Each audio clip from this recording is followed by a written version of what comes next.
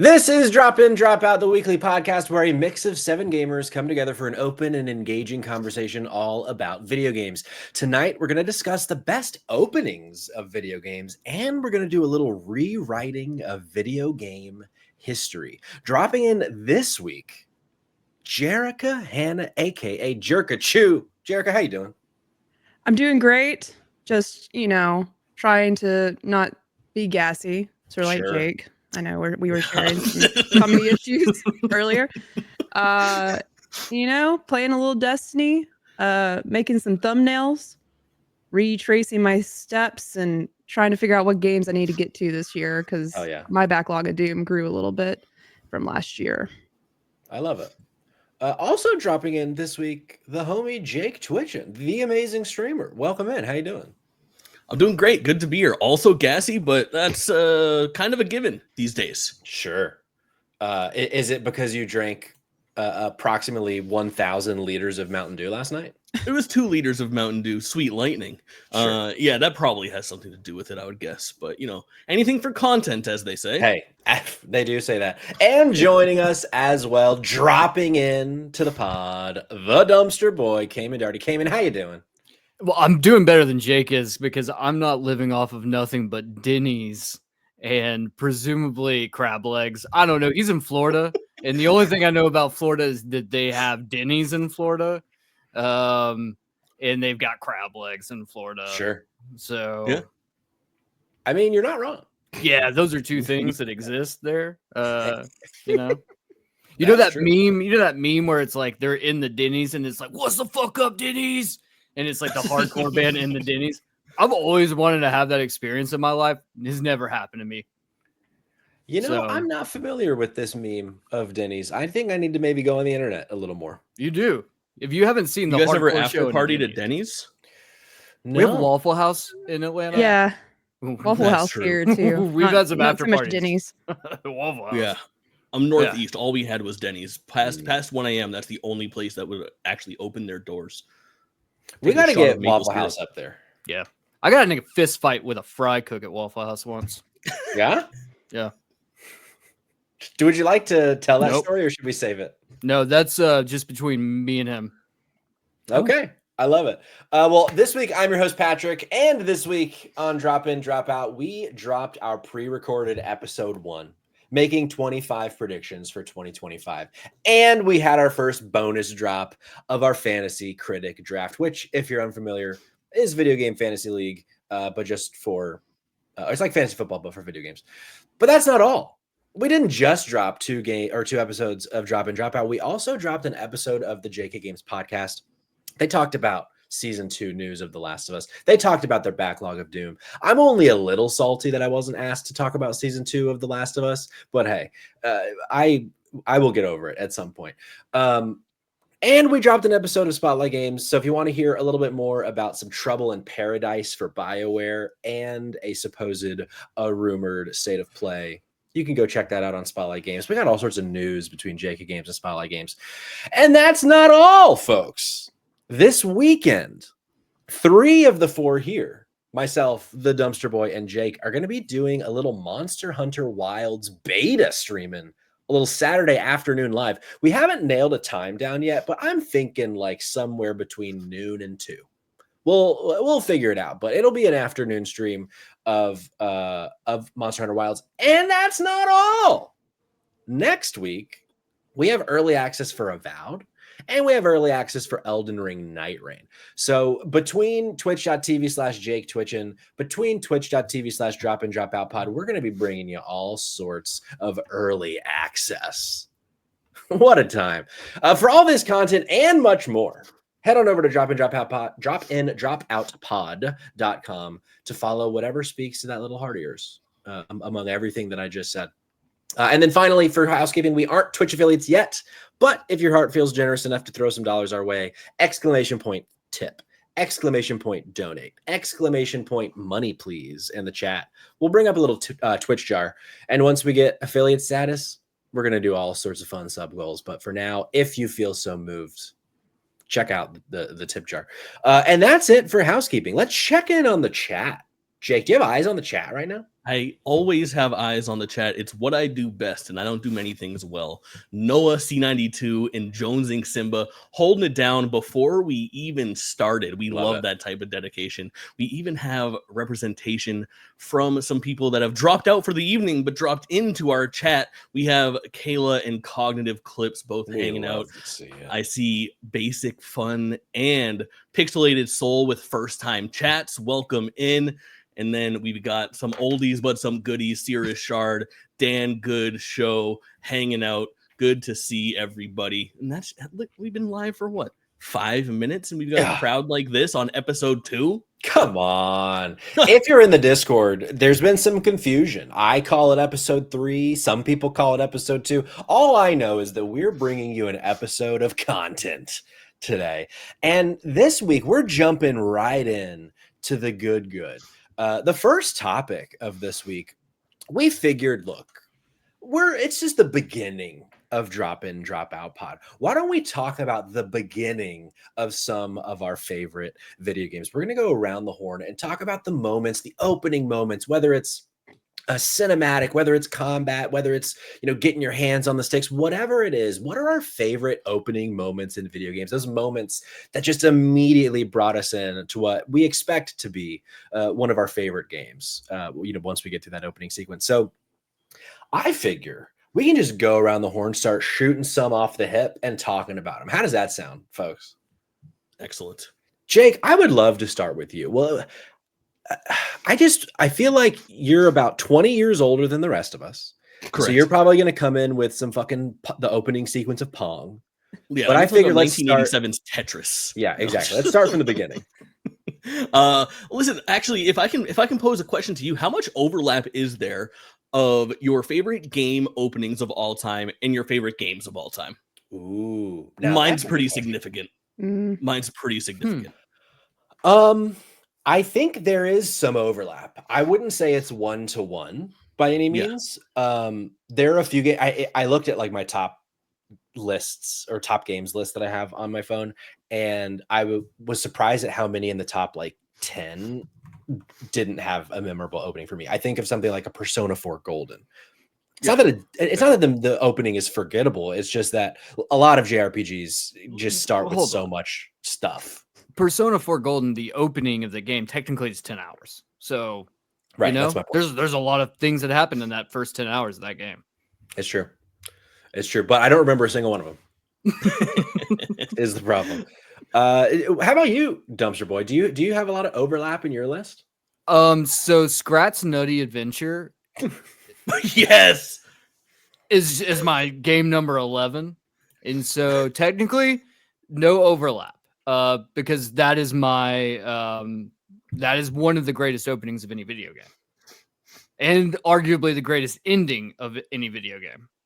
So, sure, definitely. I think on my list, one of my games is on there, and it's going to be literally no surprise to anyone when it comes up. Sure, but there is a little overlap for certain. How about you, Jerica? I was counting, and I think 1, 2, 3 out of. I had brought 7, so 3 out of 7. Okay. Yeah. Okay. So my favorite video game opening of all time is from my favorite video game of all time, which, if you haven't listened to me on my own content before, is Kingdom Hearts 2. And in the chat, I already see, like, what are we counting as an opening? Like the opening of Kingdom Hearts 2 ? Yes, precisely. And you could look at that a couple different ways, because there is Kingdom Hearts 2 with like the cold open where you go in and they play Sanctuary. And you could also give Kingdom Hearts 1 credit for that as well. Playing that simple and clean remix is absolutely insane. But for me, Kingdom Hearts 2 is a really interesting one, because not only is that opening movie absolutely incredible and kind of a recap of Kingdom Hearts 1 leading into Kingdom Hearts 2, but Kingdom Hearts 2 was notorious for having a kind of bait and switch opening to what you would have expected. I was ready to get back into that game, into that world, and play as my precious little Sora boy with Donald and Goofy. And instead, you are thrusted in after this cutscene to play as a brand new character we've never seen before named Roxas. And when this game came out, I was a youngster, if you could possibly believe that to be true.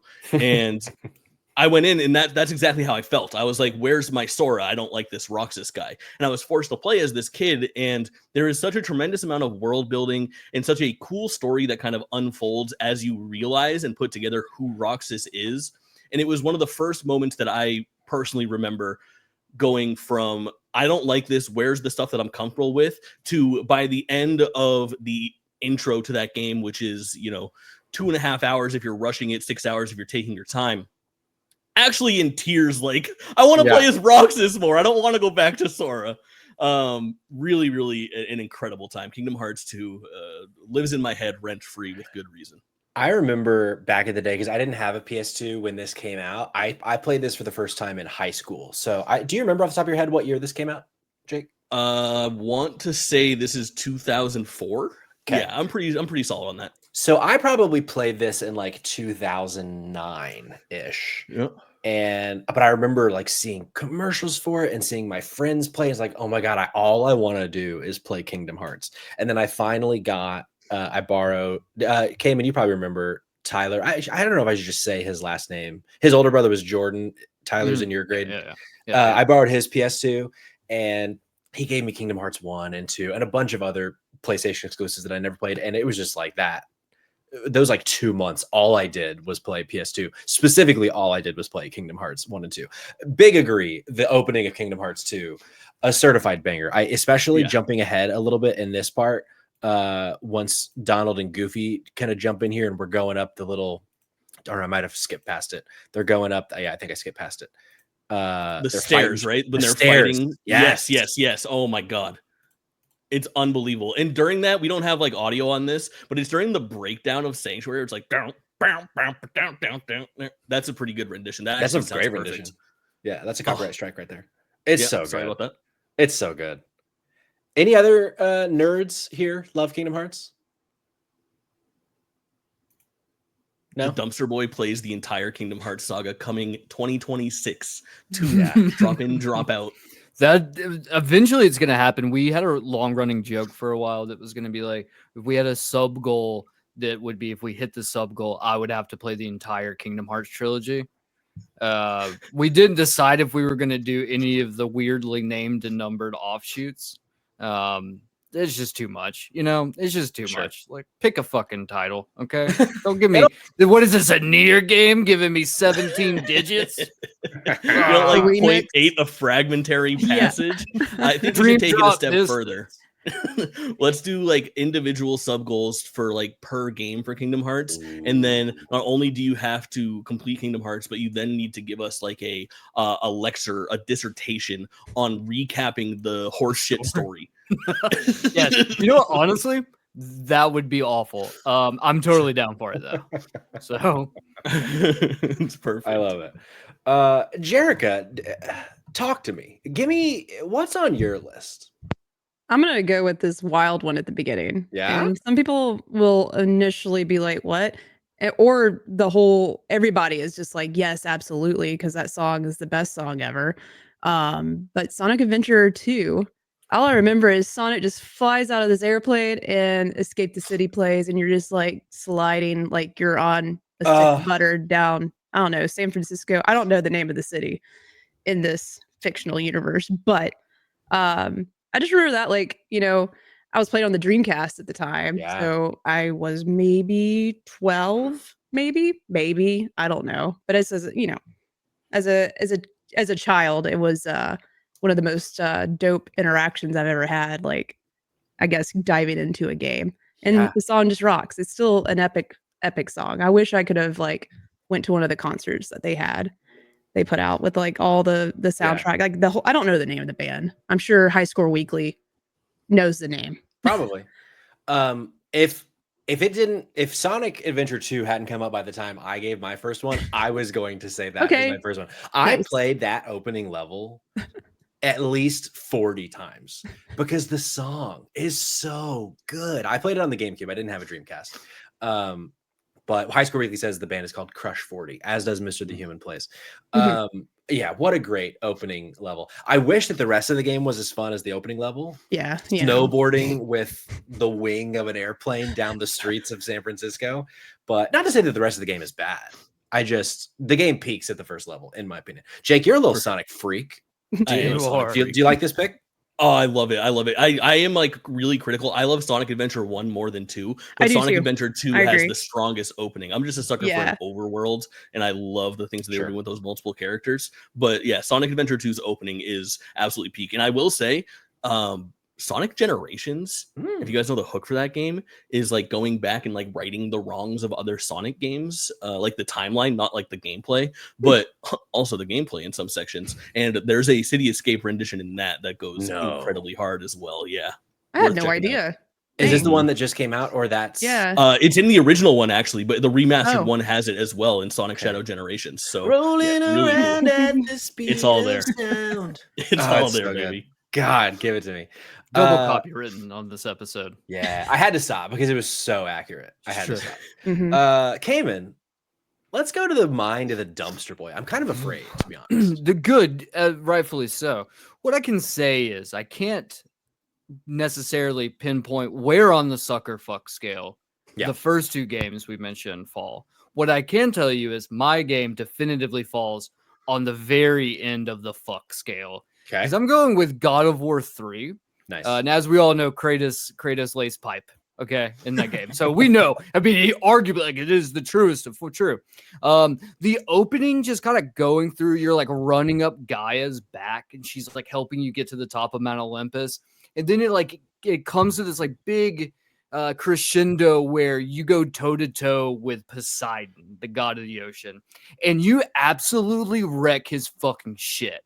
And like this, it just dumps you immediately into this when you open this game up. And it becomes like one of the most wild things. Honestly, the rest of the game is just fucking incredible up to the very end. Like there's so many incredible moments, but like this opening just throwing you immediately into one of this like crazy obstacle courses. It's like giving you a tutorial like, yeah, it's totally fine. You use this button to jump. Okay, that button to jump, that's because you're jumping over a Titan's head. And it's just like what an incredible setup to it. Kratos obviously is best. I know a lot of people don't look as fondly on God of War 1, 2, 3, and probably even Ascension as they do the modern remakes, because everyone's like, well, Kratos is just an angry bald guy who just yells a lot. And I'm like, what are you talking about? That's Jake. And so, it's so I can't keep up after that one. Lost me there. God of War 3 fucks and the opening fucks, and that's all I'm going to say about that. Jake, if you were to yell at the top of your lungs, Calliope, would your parents be really upset? I almost did it, yeah. For audio and video listeners, can I defend myself as you reference me and my parents being in an earshot? Because I feel like out of context, that kind of sucks for me. Sure, especially after us dunking on your age. Yeah. You know what? Actually, we're accepting no context here. Okay. I am down in Florida helping my parents out. I have a home in another state that I'll be back at soon. Sure. I've been saying that for a while now. We've only seen you here. True. In terms of Dido lore, we've only seen you in that blue room with Mario cucking right behind you. Okay, let me jump in here. This is one I actually didn't get B-roll for, but because Jerica jumped right in with Sonic Adventure 2, I kind of want to go back to the past myself. The year is like, I think maybe 99, maybe 2000-ish. N64, any N64 fans in chat, Conker's Bad Fur Day. Any Conker lovers in chat? The opening of Conker's Bad Fur Day, I remember it was easy, like definitely the first mature game I ever played, but it starts out with Conker, who is a squirrel on this throne in this like fucking weird dungeony seeming castle, and he's sitting there. He's like, well, this is how this all started. That's not how he sounds at all. He's not a Londoner. And then he gives this like weird context about the entire game that makes no sense, and then it smash cuts to you being drunk as shit as Conquer at a bar, trying to call your girlfriend, whose name I forget. And then the whole entire journey of the game, if you don't know Conquer, is trying to find your way home because you're too drunk to find your way home at the beginning and you get lost in this fantastic world. Any Conquer lovers on the pod today? Dude, yeah. I feel like I played one. Conquer. Yeah. But I'm not obsessed. Sure. We've discussed our like both appreciation of Conquer. I have an adopted uncle who is not that much older than myself, maybe like 8 years older than me. And so growing up, he would always be like, oh yeah, because he was cool. He's a teenager and we were young. And he's like, hey, come play Doom on the PC, still on floppy disk. And I remember he had Conquer's Bad Fur Day and he let me borrow it. My parents walked in during, I think, a King Pooh or King, what was the name? Oh, I am the great mighty Pooh, and yes, I'm going to throw my shit at you. How about that? Correct. Wow. And so a young dumpster boy was promptly grounded. And so shout out to my uncle for that one. Love Conquer, though. What a game. Better than them walking in during the sunflower scene. Would you agree? Do you remember this? Oh, I would never. The busted sunflower. It seems like I've been missing out. Playing this game. There has never been a more sexualized anything than the sunflower in Conquer's Bad Fur Day. That's for sure. The entire quest is to have the sunflower has a large bosom, and the sunflower is standing with her arms crossed, covering said bosom. And the entire quest is to bring bees near her so that she needs to swat the bees away so that you could see what she was covering. God. Yeah. Bless America. Oh, yeah. I see it. I looked up a picture. Yeah. Oh, if you take the safe search off, it gets dangerous. That's for sure. There's a whole subreddit dedicated to this, probably. Not surprising. It's bad. It's bad. I want to bring in one from the audience, and then I also have a question from the audience to guide this question even further. But the first one I want to bring is a submission from High Score Weekly, who is currently in the chat. For those of you that aren't in the Discord, the way we're going to do this moving forward is to take submissions for questions, your own ideas for topics, or like write-ins for our topics. Go to the Discord. Each week we have an episode discussion thread, and so this one I threw it in. I numbered it wrong, but hey, we're doing our best.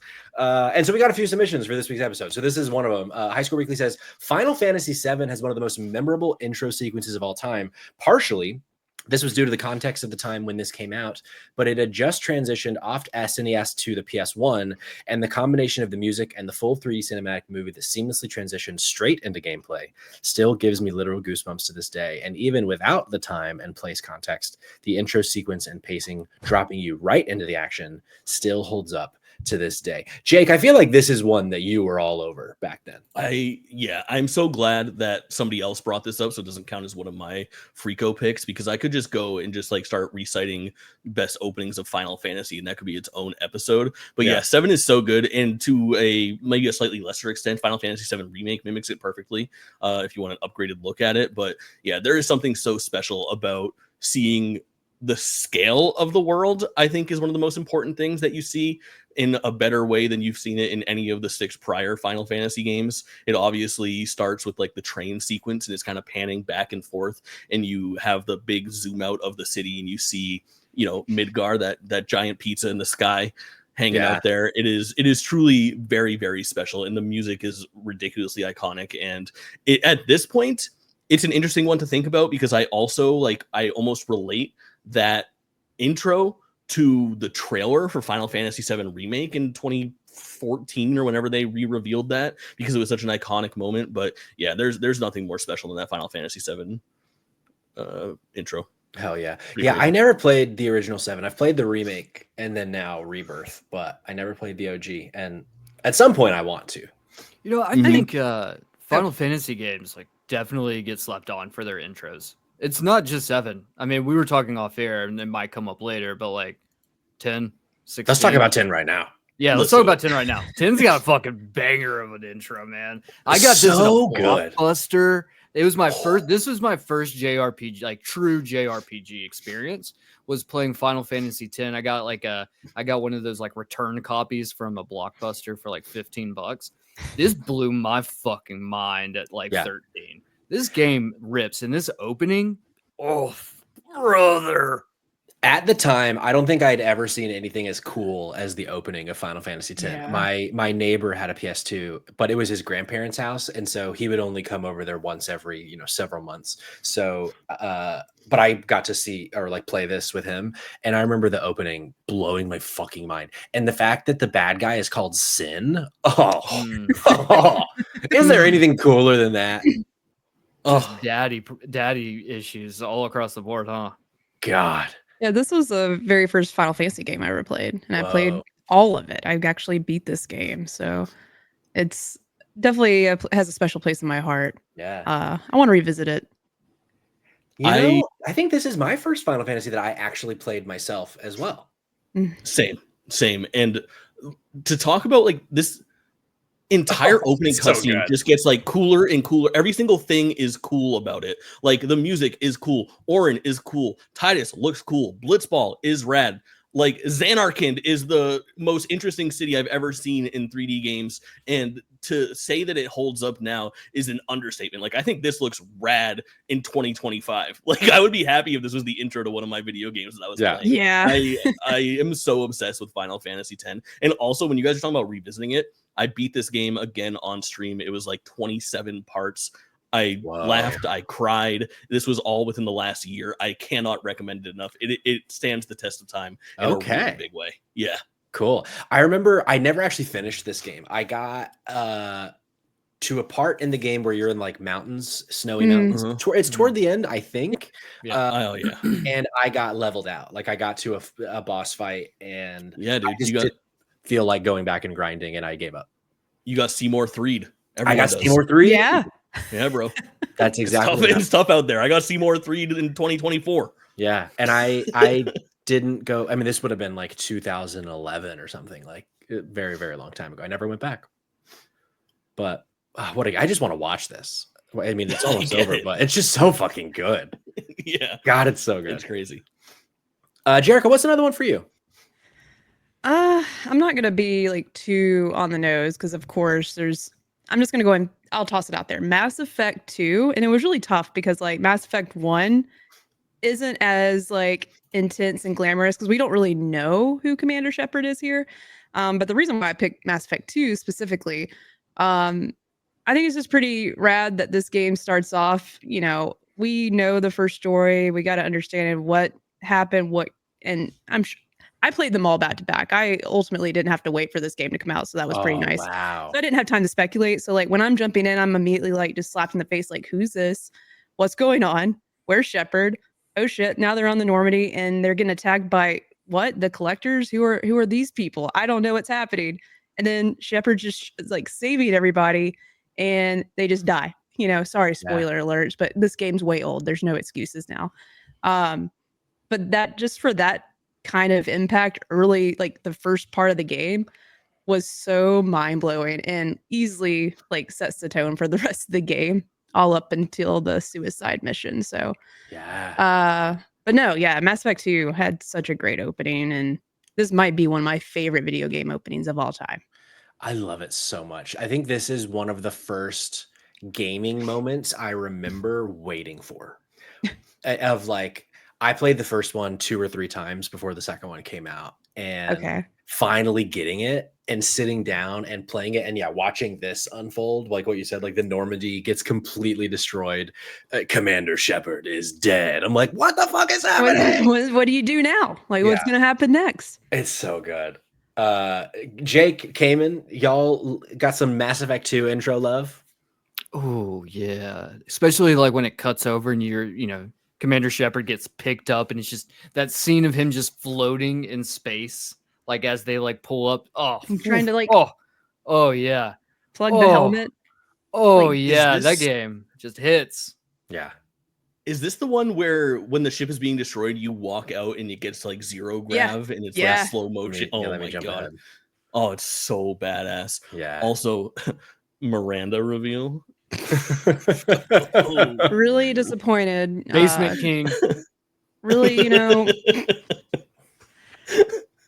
I was so mad that female shepherd couldn't romance her. But once again, if my playthroughs, I'm romancing at least I'm trying to hook up with like 3 people every time. Sure. Yeah. So I would have made it complicated. I'm a Jack stan. Yeah. And so my heart, I can't romance anyone else but Jack in Mass Effect 2 on a playthrough. I just can't do it. Can't break myself from that. It's all right. That's the thing for alternative girls, and she's a space alternative queen. So yeah. Yep. You're not wrong. God, what a game. When I was capturing the B-roll for these things, I just kept having that moment of like, I just want to go play this now. Ooh, I just want to go play this now. Ooh, I just want to go play this now. We got a question in the Discord that I forgot to ask before going to Jerica. This is from Noah. He said, with the massive time investment so many games ask of players and a player's inclination to drop a game that doesn't hook them, do you feel it's more important for a game to nail its intro even more than its ending, despite how counterintuitive that might seem? Jake, I want to go to you first. What do you think about this? Just really good question from Noah.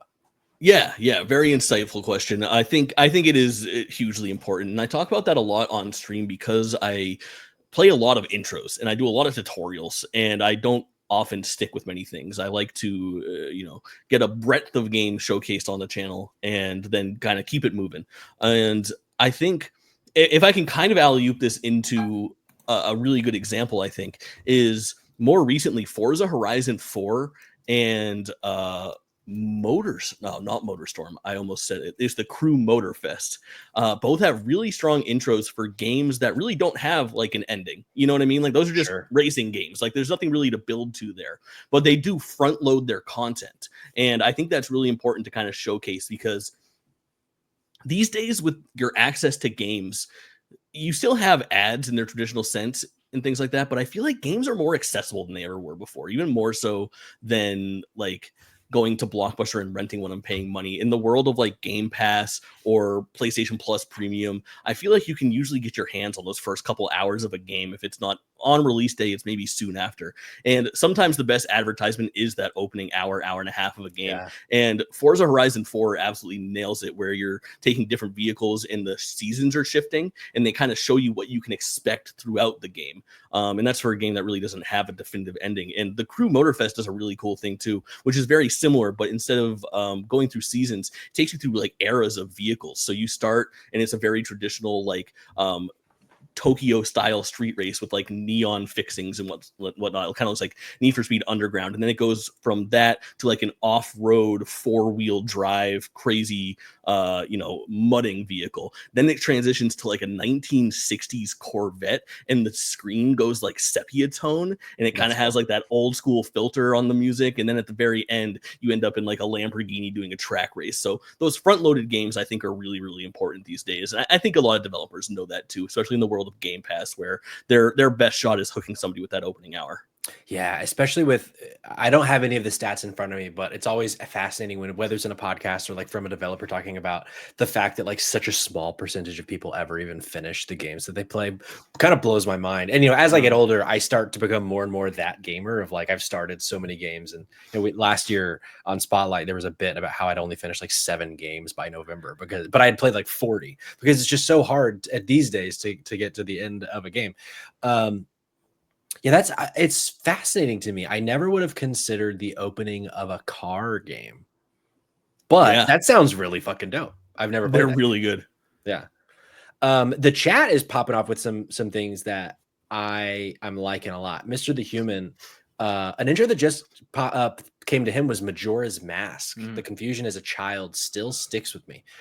I thought through a lot of the Zelda games and I couldn't necessarily decide like the one that jumped out to me the most, but Majora's Mask is really, really good. I also like the Wind Waker opening a lot. That first island, it's not a moment. It's like just like the opening, like you were saying earlier with Persona came in. It's like the opening 5 hours instead of like the opening moment. Yeah. I have some other good ones from chat if you guys don't mind a minute. Dan Goodshow talked about the original Modern Warfare's opening, which I agree with wholeheartedly because it was such a big jump from only seeing Call of Duty in like a World War II aspect for 3 games, and then finally playing Modern Warfare was a really, really hot ticket. Noah_C92, who asked that wonderful question, is talking about Riders Republic being really cool in the same way that Forza Horizon kind of does theirs. They sort of put you in like the wing glider and then down on your bike and the whole 9 yards. Pretty rad. Dan Goodshow says Mrs. Good says Ori Will of the Wisps and Neva are her favorite intros. Very good picks. And then another favorite of mine that I kind of forgot about, whatever Wavy in the chat says, Saints Row the 3rd intro, the heist, is really strong. And it comes through with the Kanye. Oh my God. You have to have seen this intro. At some point, it's worth a Google to watch, but it plays Kanye's Power throughout the whole thing. And you're like airdropping into a mansion. It's very over the top. It's where Saints Row kind of found its footing for me, I think, on like the way that they carry themselves and the tone, and it tone sets in a really, really crazy way. Hell yeah. W chat. There's some good little submissions there.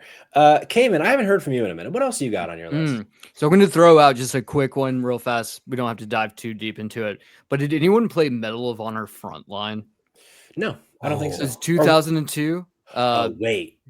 Is this the Normandy one? Yes, the first mission starts on the beaches of Normandy, and like that opening is just fucking insane. I don't know if there's been a good Medal of Honor game since then, and there never will be again. I don't think that Medal of Honor will ever see the light of day, which is a goddamn shame. My pick is going to be a very on the nose pick that everyone here is going to be like, yeah, and anyone who's listened to Spotlight Games would be like, yeah, this piece of shit. This Sony pony shill. I'm going to go with Uncharted 2. The train sequence in the opening of you just game fucking starts and you're hanging off the side of a mountain. The train's upside down. You're trying to climb, and it introduces in the tutorial how to climb is climbing a train that's about to fall and you die. Is such just an crazy. And then obviously, it cuts like, it goes back, like a month backwards. And it's like, okay, how did we get here? Which I think is a really good like catch and a really good hook there. But yeah, man, that opening, that was the first, that was actually Uncharted 2 is the first Uncharted game I ever played. Oh, cool. So that was my first experience with Uncharted, and having that moment, I was like, I'm here. I'm here for the rest of the ride. There's no changing this. I'm a fan for life now. Yeah, even though Uncharted 2 is not my favorite Uncharted, it easily has the best opening of all of them. Really? Which is your, just out of curiosity, what's your favorite? It can't be one. It's not one. It's certainly not one.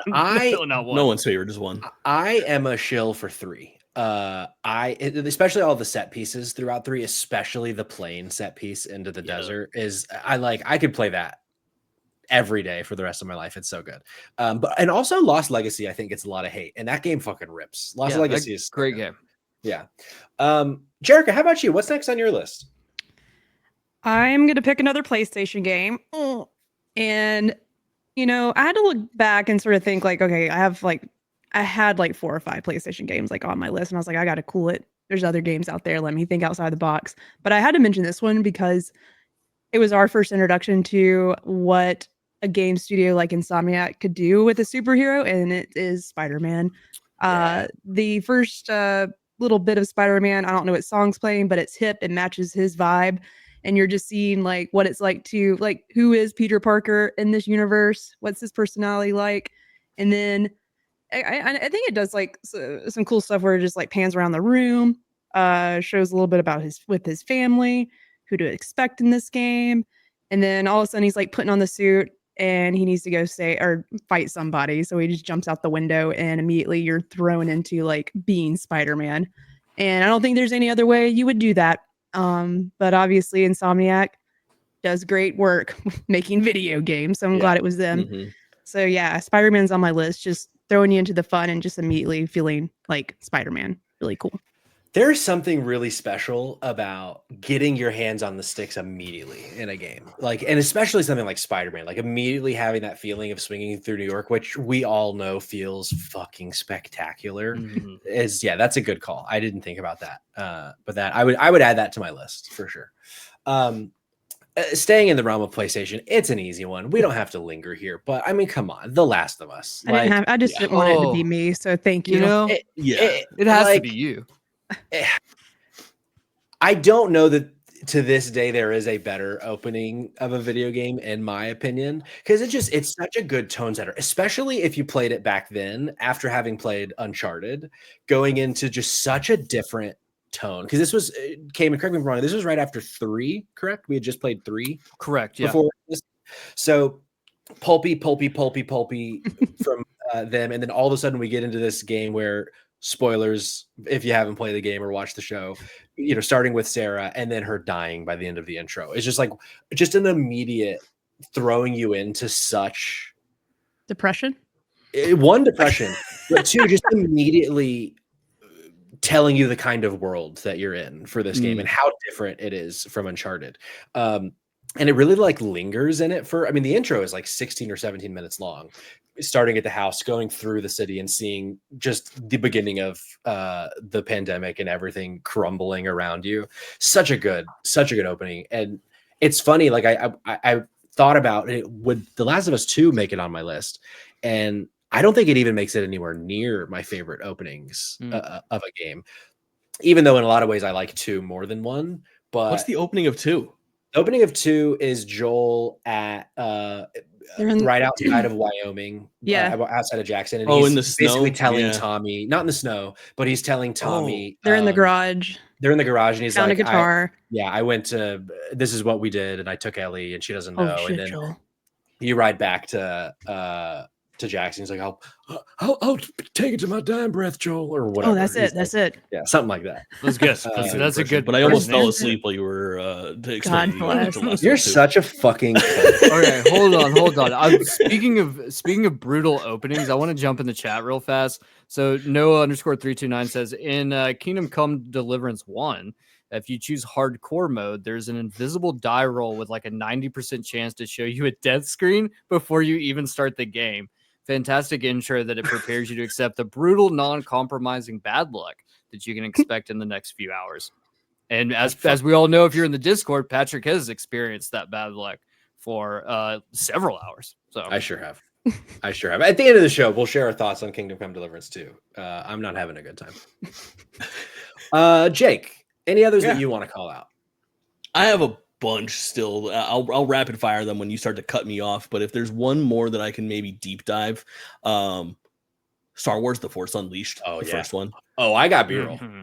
goes fucking crazy. I really, really, really like the way that they do this, because there's something that happens very often in video games where they give you the ultimate version of yourself and then you lose your powers, the reset in a sequel or something like that.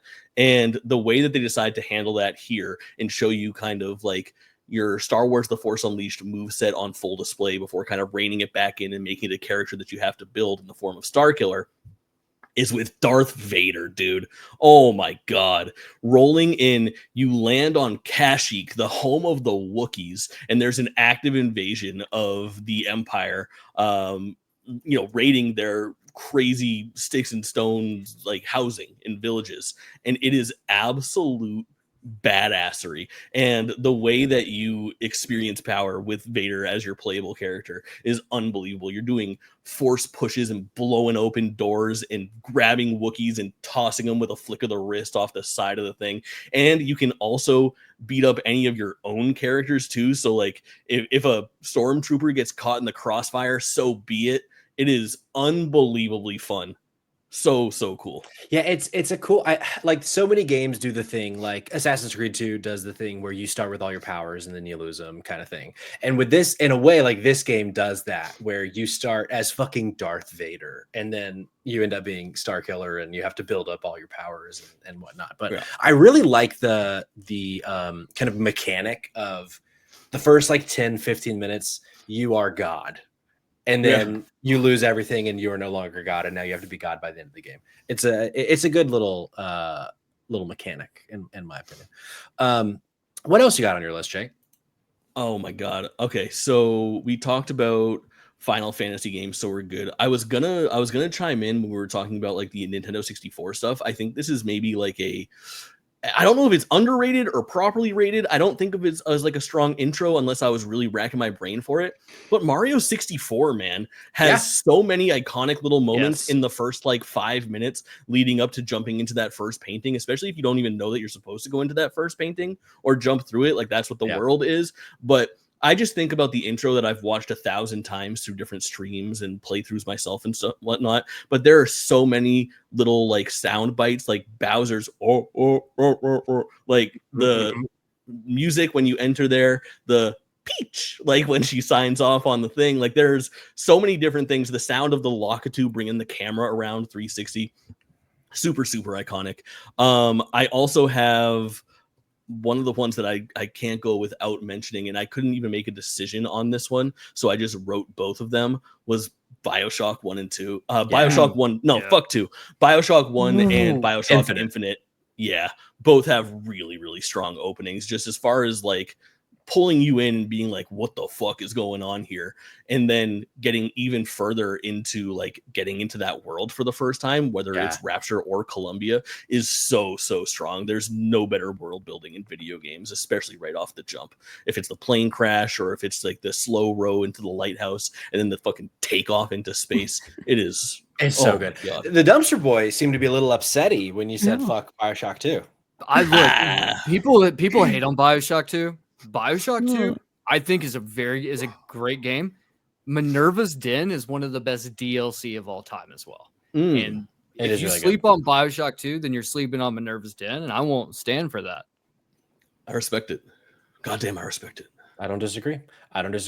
A lot of what happens story-wise in BioShock 2, not my favorite. But Minerva's Den fucking is really good. Jerica, any other ones on your list? I'll say this one because this one maybe, I don't know if we have a lot of Portal fans in here, but Portal, the first one is sort of cool, but there's not much of an opening because it's just introducing an idea and a concept. Didn't really have as much of a story with the first game.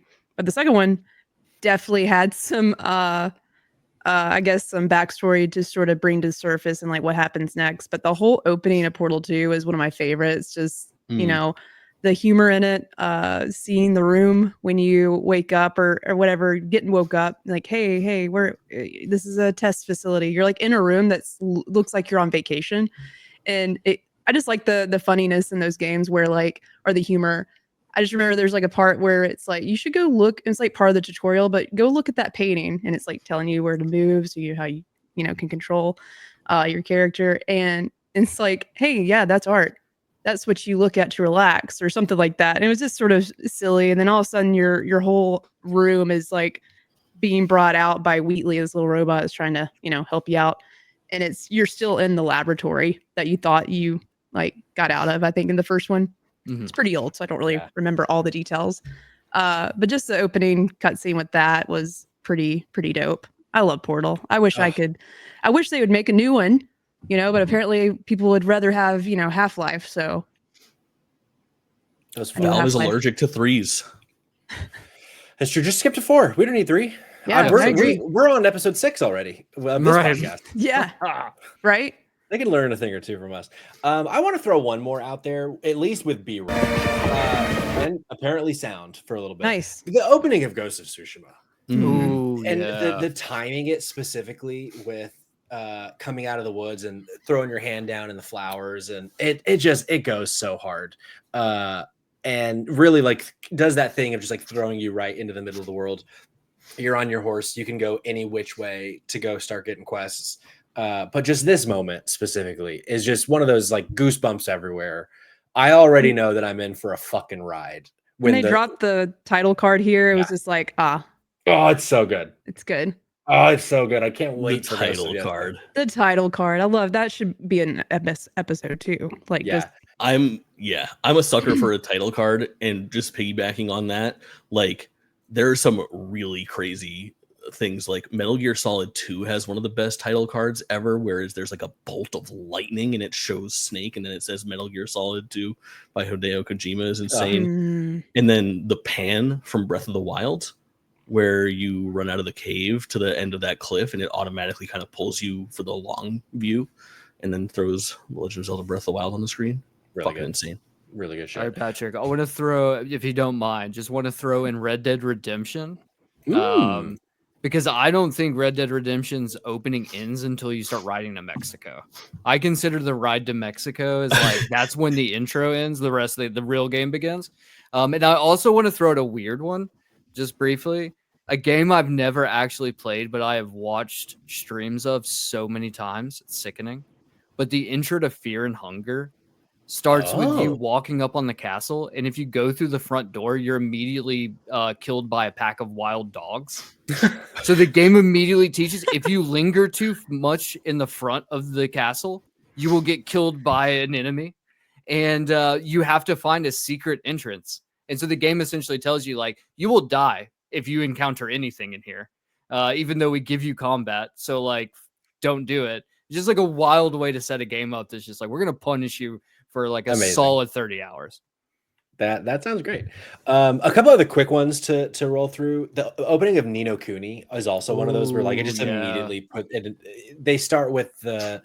If you don't know Ni no Kuni, all of the animations are done in the art of Studio Ghibli, and I think Ghibli even worked on the game. And it's just so pretty. And the opening of that game is so fucking sad. I won't spoil it, but it's really fucking sad. Also, the beginning of The Lord of the Rings, Return of the King, Gandalf and Helm's Deep, Jake. Come on, baby.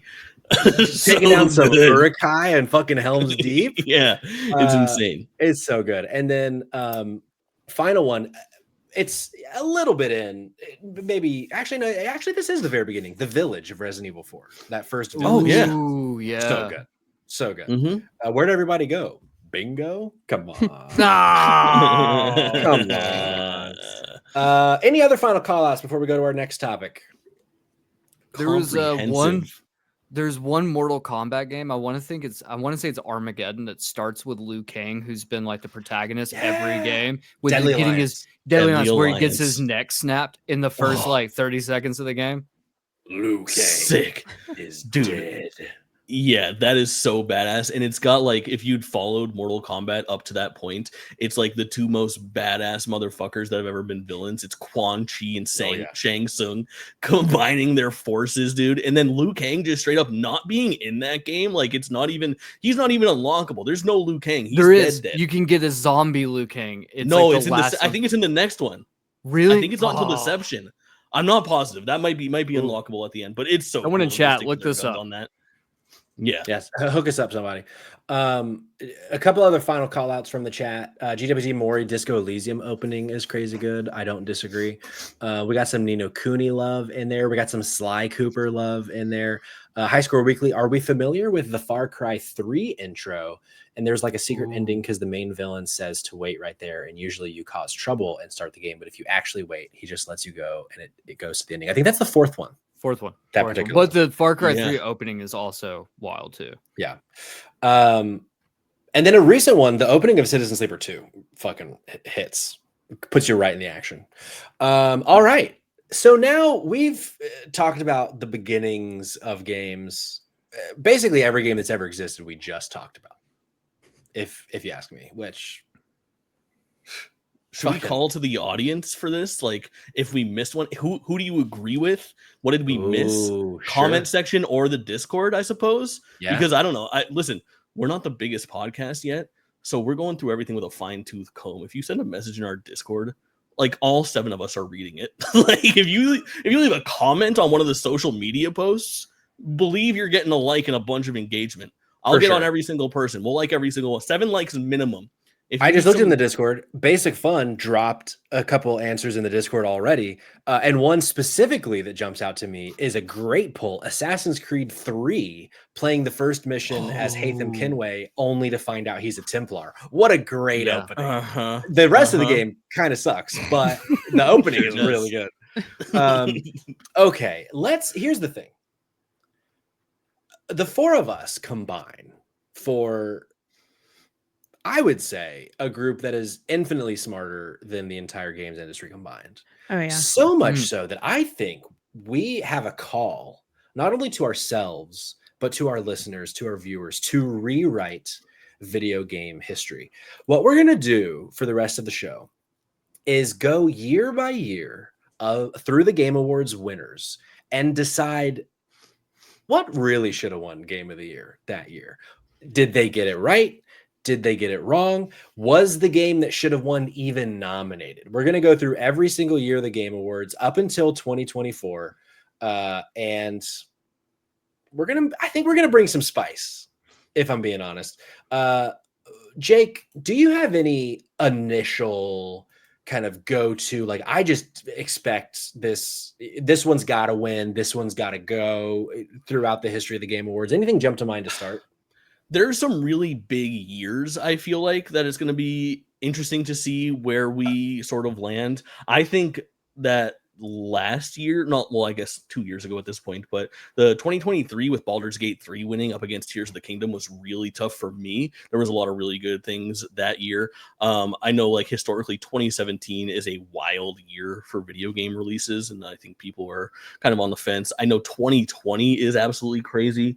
There's a lot of things that I'm excited to talk about, and for a little table setting as well, for audio listeners, we will verbalize everything for you, but for video listeners, we have a visual aid for each year as well. And the way that I set that up was the top left image that you'll see for each year is the winner, and then for the first set of years, I think all the way through like 2020 or 2019 are the nominees, and then the last picture is a game that wasn't nominated until they get to the 6 nominee era, because for a long time the Game Awards was 5 nominees and now it's 6. Hell yeah. So let's just start at 2014. So in 2014, the nominees were Dragon Age Inquisition, Bayonetta 2, Dark Souls 2, Hearthstone, and Middle-earth: Shadow of Mordor. So what Jake was just saying, Destiny on the screen wasn't technically nominated, but got a little love in this graphic. So Dragon Age was the winner, being in the top left situation. Anything jump to mind immediately for anybody? Anybody think that Dragon Age Inquisition shouldn't have won? Correct. All right, we got one saying it shouldn't have won. Is everybody aligned that it shouldn't have won? I think it should have won. I think it should have won. Like, and, we'll go through each year, but just sort of like some insight I sort of considered, like, that I really hadn't really paid attention to until looking at each year, just back to back. I know I'm going off topic, but just real quick, like, it is wild to see like how many games just start coming out every year, because it definitely wasn't like it used to be. Like, I feel like I used to play all the major games every year, and I'm like, what happened to me? Am I not a gamer anymore? And then all of a sudden I start looking at like each year, it gets even more difficult. Like, there's just so many great games coming out, and there's just more and more and more every year. Yeah. What the hell? And like, looking back at 2014, all the games that there were, like, I would have been cool for Destiny to be, a little bit more front and center. But honestly, like, when it first came out, from my perspective, it was fun to play. And there was something special there. And I did play a lot of it. Haven't stopped. But it was very unique with like how they were telling the story. It was super mysterious. So I don't know if that maybe turned some people away. But I think what they did with raids definitely needs to be considered, like, for this year, like, our 2014. It needs to be in the conversation. But I agree. Dragon Age, out of the games that were presented here, should have won. I think you're so spot on about the fact that there are just so many more games this year. Like, no direct shade, or no, I don't mean this to be like specifically mean, but like Shadow of Mordor is not a Game of the Year nominee. Like, full stop. It's a good game. It's a fun game. Did a lot of cool shit with the Nemesis system, but a Game of the Year nomination, I don't think so. No. Cayman, you said it shouldn't have won Inquisition. What do you think should have won? I think Destiny should have won. I stand behind 2 major pillars. One is that the game needs to be perfect, or the game needs to be so different that it's like industry changing. And Dragon Age Inquisition is historically the lowest rated game to ever win Game of the Year on Metacritic. So there's that. So it wasn't just like this game's perfect. It wasn't. Destiny also wasn't perfect, but Destiny also completely shifted how the entire industry would go on to function to up until tonight, like today. Like, we're still dealing with the ramifications of it. You're on to something. Me, and maybe it's, like 2020 vision, right? But I just think that even in its like vanilla form, I still think what's there is so unique to what it was. I still don't know if we've had, like, maybe outside of Breath of the Wild, have we had like that big of a, like, it hits and then the entire industry is like, we have to do this next. Sure. I will say, so Inquisition is like a top 10 game for me. It's such a fucking good RPG. The story is so incredible. However, even though I say that, in 2014, when this was nominated, none of the DLC was out. And I think the DLC is really what puts it to another echelon for me. So that is, I think, worth mentioning, that the base game itself, I understand why that got like 85s or whatever. I think it would be in the 90s with its DLC personally. But Jake, where's your head at on this one? I think this is a really tough one. I echo a lot of what Cayman's saying, and I think the long and short of it for me is that I go Destiny as well. But I think the same argument that he made could be made for Hearthstone, for a different genre, where that was so influential for so many card games that are popular now. When you look at like Marvel Snap, which is still super popular right now. You have the Pokemon TCG Pocket thing is popping off. I also think that there's like a couple things that can be stated here at the top of these sections, where it's really easy to do like this revisionist history thing with the retrospective, like with these, rose tinted goggles on, where we're looking at these games that we ended up spending more time with, because Destiny in 2014, even though I was up in that loot cave making it happen, my fondest memories of Destiny 1 are probably in 2015 and 16.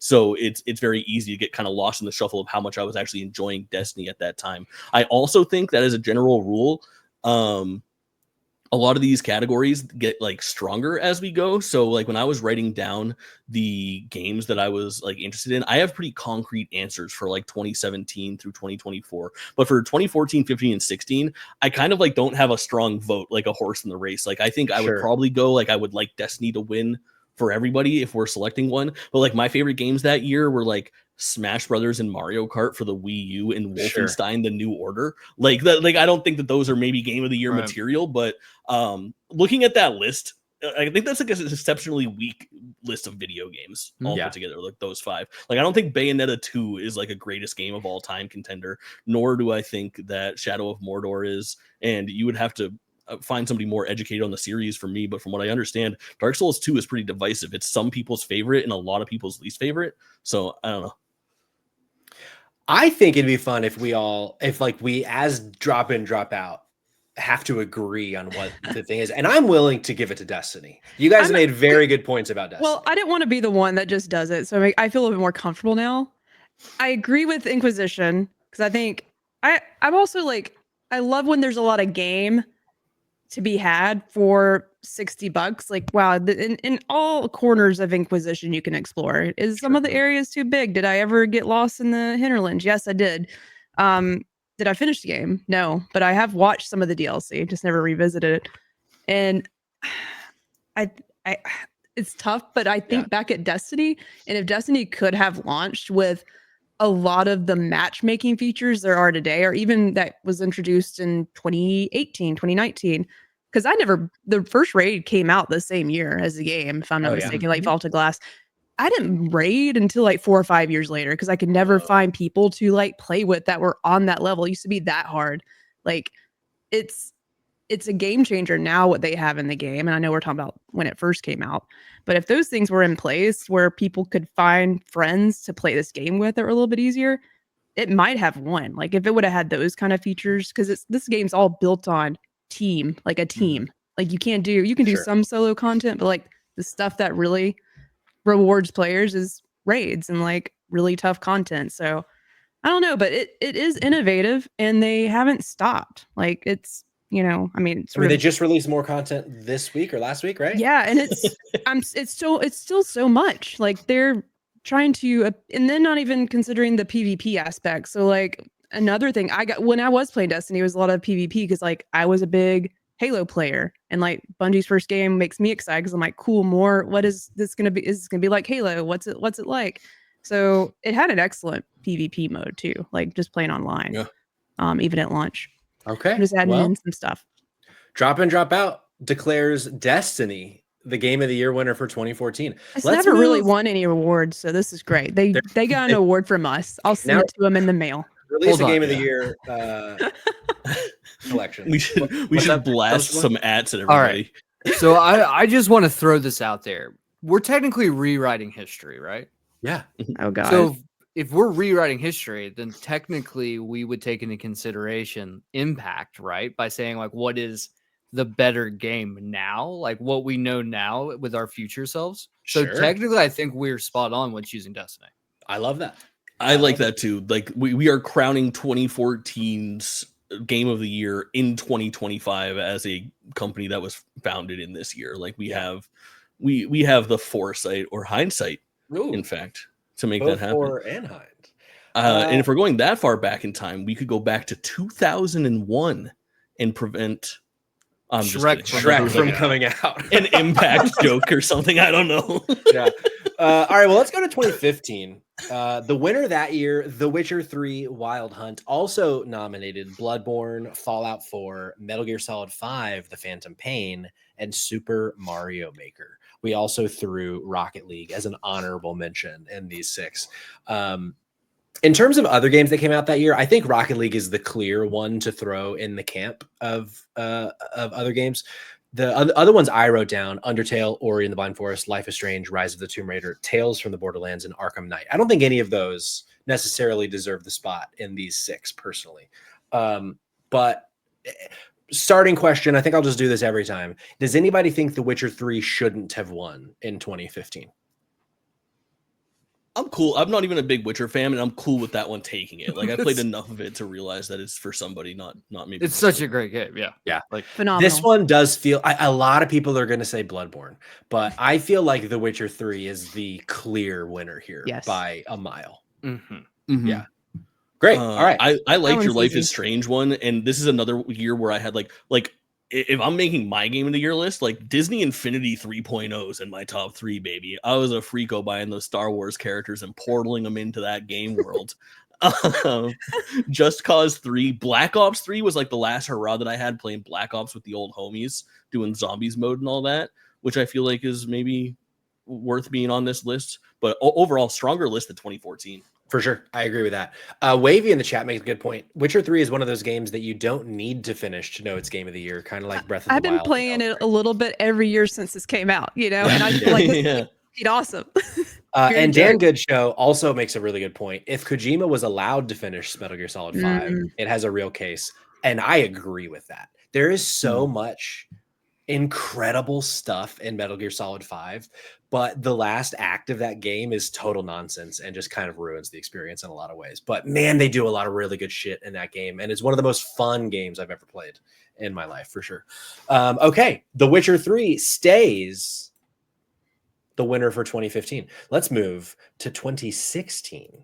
The winner that year, Overwatch. Also nominated was Doom, Inside, Titanfall 2, and Uncharted 4, A Thief's End. And then we threw Firewatch in here as part of the conversation, even though it was not nominated. Does anybody here not think Overwatch should be Game of the Year for 2016? Let the record show that my hand is up. Let the record show my hand is up. I'm wavering, but yes. Do you think it should have won? I don't think it should have won. I don't think it should have won. No. Yeah, I think impact is impressive on like what Overwatch has done to the it's another one that reminds me of Destiny, where like Marvel Rivals, Concord. We wouldn't have a generation just shattering Concord without Overwatch. Folks. That's true. Not wrong. Marvel Rivals.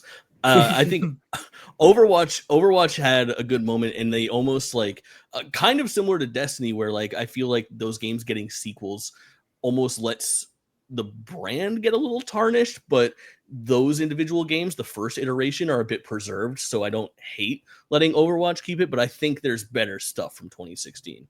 Yeah. I have such a bias. I just don't like these kinds of games. I don't either. Fair. I'm in the same boat. And so, like, of everything on this screen, I would put it last. But, like, I know that's unfair. It is. I can't really be the one to say it doesn't belong because I just don't like. I'm the wrong one to vote for this. Yeah, I would have given Firewatch a Game of the Year before Overwatch. Personally, same. It's like it's just not the kind of game for me. But I can respect it as an objective judging body. But I think I personally would have gone to Inside this year in 2016. I think that game is so fucking good. I think for a game that has basically no dialogue, tells such an interesting and like haunting story. The last 10 or 15 minutes of inside is still one of the wildest things I've ever seen The in a collector's video edition game. comes with like a thing that feels like human skin. Like they had, like, yeah. I don't know if you ever looked that up. I have not. I think it's technically like a sex toy company made like the outside of it. I know that's Whoa. really weird, but if you look it up, unless I had that dream, that could be a dream. I didn't know that. Jerica, what would have been your choice for 2016? My choice definitely would be it's between Firewatch and Uncharted 4, but it's, you know, it's hard to compare those two. But Firewatch, like for me, I brought this up to you earlier. I was like, I want to have this in the conversation because two things. One, Firewatch, the story.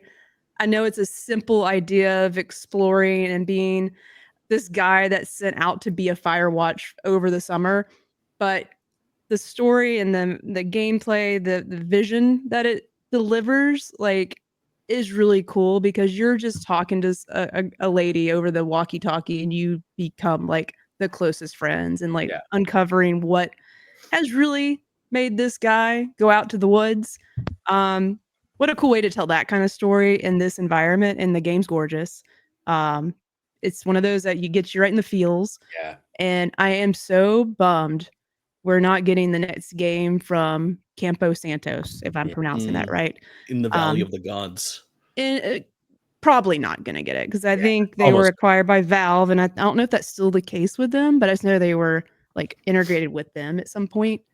But no, this game was phenomenal. If anyone, I'm sure, have y'all all played it? I know Patrick has. Yeah. I love this game.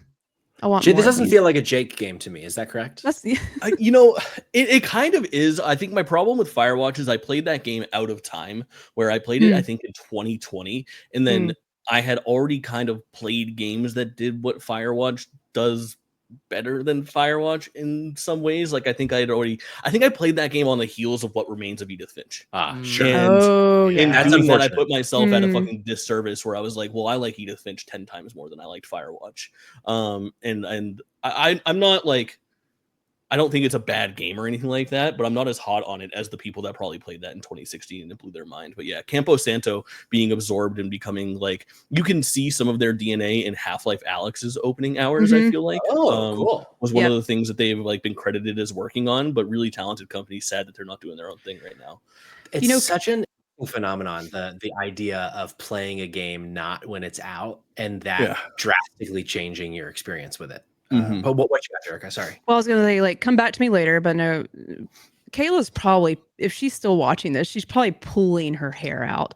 Because big Overwatch fan, also just keeps telling me to play Titanfall 2, and I haven't done it, and I'm just doing a disservice to her. But she's probably like pulling her hair right now. Like, I don't know which one she would pick. I don't know if she's listening. Maybe give us an answer. But those two, I know those two games specifically are Kayla's. I would be shocked if Kayla didn't pick Titanfall 2 over Overwatch. I'd be really curious. Yeah. Cayman, where's your head at for 2016? I'm gonna call on chat to speak for me, so I'm calling out High Score Weekly and the Dan Good Show, who both said Uncharted 4, and I say that because Uncharted 4 is the perfect adventure game. It might have some slight pacing issues in the first act, but ultimately it has exactly what you want from an adventure game. It has high stakes. It has like incredible big set piece moments, like the pirate ship scene, when you're like kind of like you're coming up and you're like jump down, you have all like the wrecked boats. And it's like the actual old pirate ships, not the 3 pirate ships. So you have that, and you have like one of the best love stories finally finding that conclusion with Nate and the lady's name Elena. Thank you. I was gonna say Ellie. I was like, that's not right. So yeah, I'd be like perfect game. That's what I'm standing on. I'm throwing it out there. I think it's my 2016. Here's what I'll say. I would be willing to concede inside in favor of Uncharted 4: A Thief's End. Okay, but Jake, where's your head at, Jake? I need to throw a curveball at you guys. So first of all, I fell off Uncharted in the first open zone area where they gave me a car and had me doing a bunch of different stuff, and I haven't finished it. And I even beat Uncharted 1, dude. But I played 2 and 3 and Golden Abyss, and I still have to go back and do that game right. But I did like what I played of it. I want to, given what we were talking about earlier about how this is, revisionist history. We can go back and look at everything that's happened since 2016's Concerned Apes magnum opus, Stardew Valley. Oh, damn. Shit. Are we a Stardew Valley? Yeah, are we a Stardew Valley outlet or what? I mean, that's the most I held my Nintendo Switch was when I played that game. I didn't put Stardew Valley in the short list of not nominated games because it didn't show up in my very limited view of other games that had been nominated for Game Awards that year. I would totally get behind Stardew. I'm a big Stardew guy. I honestly don't think I can argue with that. It's especially right. Well, especially your points came in previously of like taking a type of game and making it into like that. The game is still a force to be reckoned with. Yeah. I hate that I missed that for this year. That changes everything, y'all. It's crazy. I really think that Stardew Valley is like tough to compete with. Yeah. I think my vote's behind Stardew. Yeah, same. I'm going Stardew as well. I can't believe that. Man, it's been I this let long. you guys all What have the your hell? fun and debate that before I just threw it in. We could have saved. You guys like minutes. Stardew Valley? Just wait till we get to 2023 and I try to pitch you guys on the wildest of wild. That's okay. Let's move to 2017 now that we have crowned Stardew Valley the 2016 Game of the Year. 2017's Game of the Year winner was Zelda Breath of the Wild. Also nominated was Horizon Zero Dawn, Persona 5, PUBG Battlegrounds, and Super Mario Odyssey. Some other games to consider for 2017 is Destiny 2, which is on screen, Nier Automata, Wolfenstein 2: The New Colossus, Cuphead, Prey, and What Remains of Edith Finch. A lot of people say 2017 is one of the best years of video games, and I don't necessarily disagree. I don't know that I would say it is the best. We're going to save that topic for a different day, but what a year, 2017. But let's start how we've started all of these. Does anybody think a game, or does anybody think that Breath of the Wild should not have won Game of the Year 2017? Let the record show that nobody is raising their hand. I want to champion something like Prey or What Remains of Edith Finch, but I you can't kid that there isn't a better game in this list. So tough, and it really sucked that Horizon came out at the same time. Sure, because I'm gonna be the one. I was one of the ones that held off playing Breath of the Wild. Like I played Horizon. I went with that instead because I was just so ready to see a new IP from Sony. Like, for sure. And that was super exciting. I think it got just overlooked. It was hard for any game to come out this year or this specific year, and not get overlooked. What sweet new open world game will come out and overshadow Horizon Zero Dawn 3? Horizon 3. Because Zero Dawn got overshadowed by Zelda, and then Elden Ring 8 for Forgotten Shores. What the fuck is the name of that second one? Forbidden West. Forbidden West. Yeah, ate its lunch. Yep. Yeah, I mean, Sony would never put out two games like that in the same year. It was like, I mean, Intergalactic, if that comes out the same year, they wouldn't do. Yeah. The only game that holds a torch to Zelda on this list for me is Mario Odyssey, but it doesn't iterate and innovate the way that Zelda does for me. Yeah. Zelda is like pinnacle, like top 10 games of all time for sure. Shit. I'm sorry for saying type shit. I historically am not a fan of Breath of the Wild, but look, greatness recognizes greatness. And I can't poo-poo on Breath of the Wild right now. Game recognizes game. All right. Legend of Zelda Breath of the Wild drop in, drop out 2017 Game of the Year. Let's move to 2018. The winner of 18 was God of War. Also nominated was Assassin's Creed Odyssey, Celeste, Monster Hunter World, and Red Dead Redemption 2. A couple other notable games.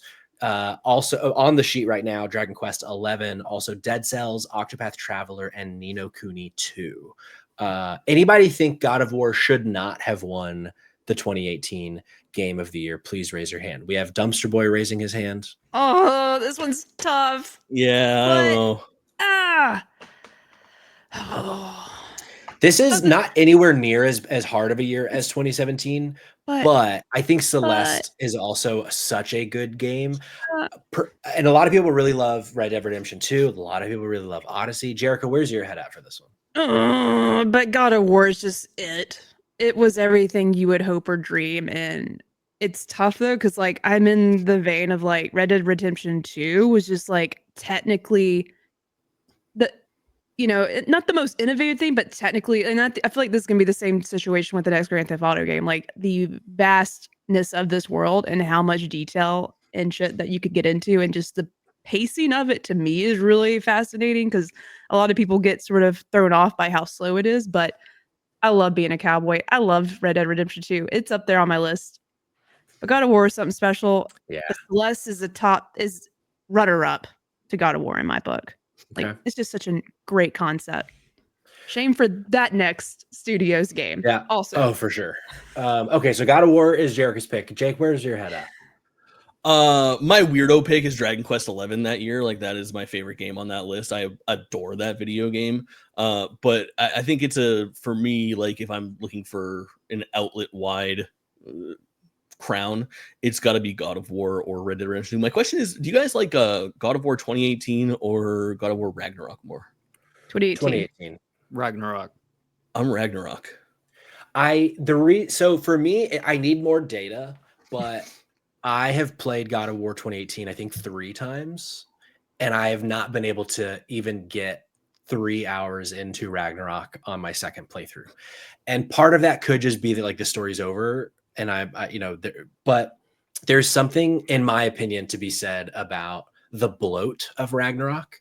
And in the moment, I think a lot of it worked, but then like thinking through some of those realms that you go to, having to go to it for a second time, I'm like, I don't want to do that fucking gassy one again. Like there's just so much in that. I don't remember which one that was. I know what you're talking about. Same problem. I just don't want to do that again. And there's a lot of the stuff with Atreus that I think works on the first playthrough, but like thinking through, going through a lot of that stuff again, I'm like, I just don't want to.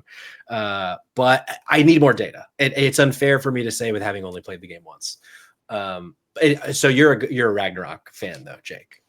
Yeah. It's that a Red Dead Redemption 2 for me, which I also really love, but I am notorious for only scraping the surface of open world games. I just messed around a bit in those first 4 or 5 hours, and then once I got to, I don't know where the fuck you end up, Valentine or something like that, I was just like, let's just run towards the critical path, whatever initials get me to the next story beat here and make it happen. So all in all, I'm gonna go to God of War. I'm not a Celeste fan.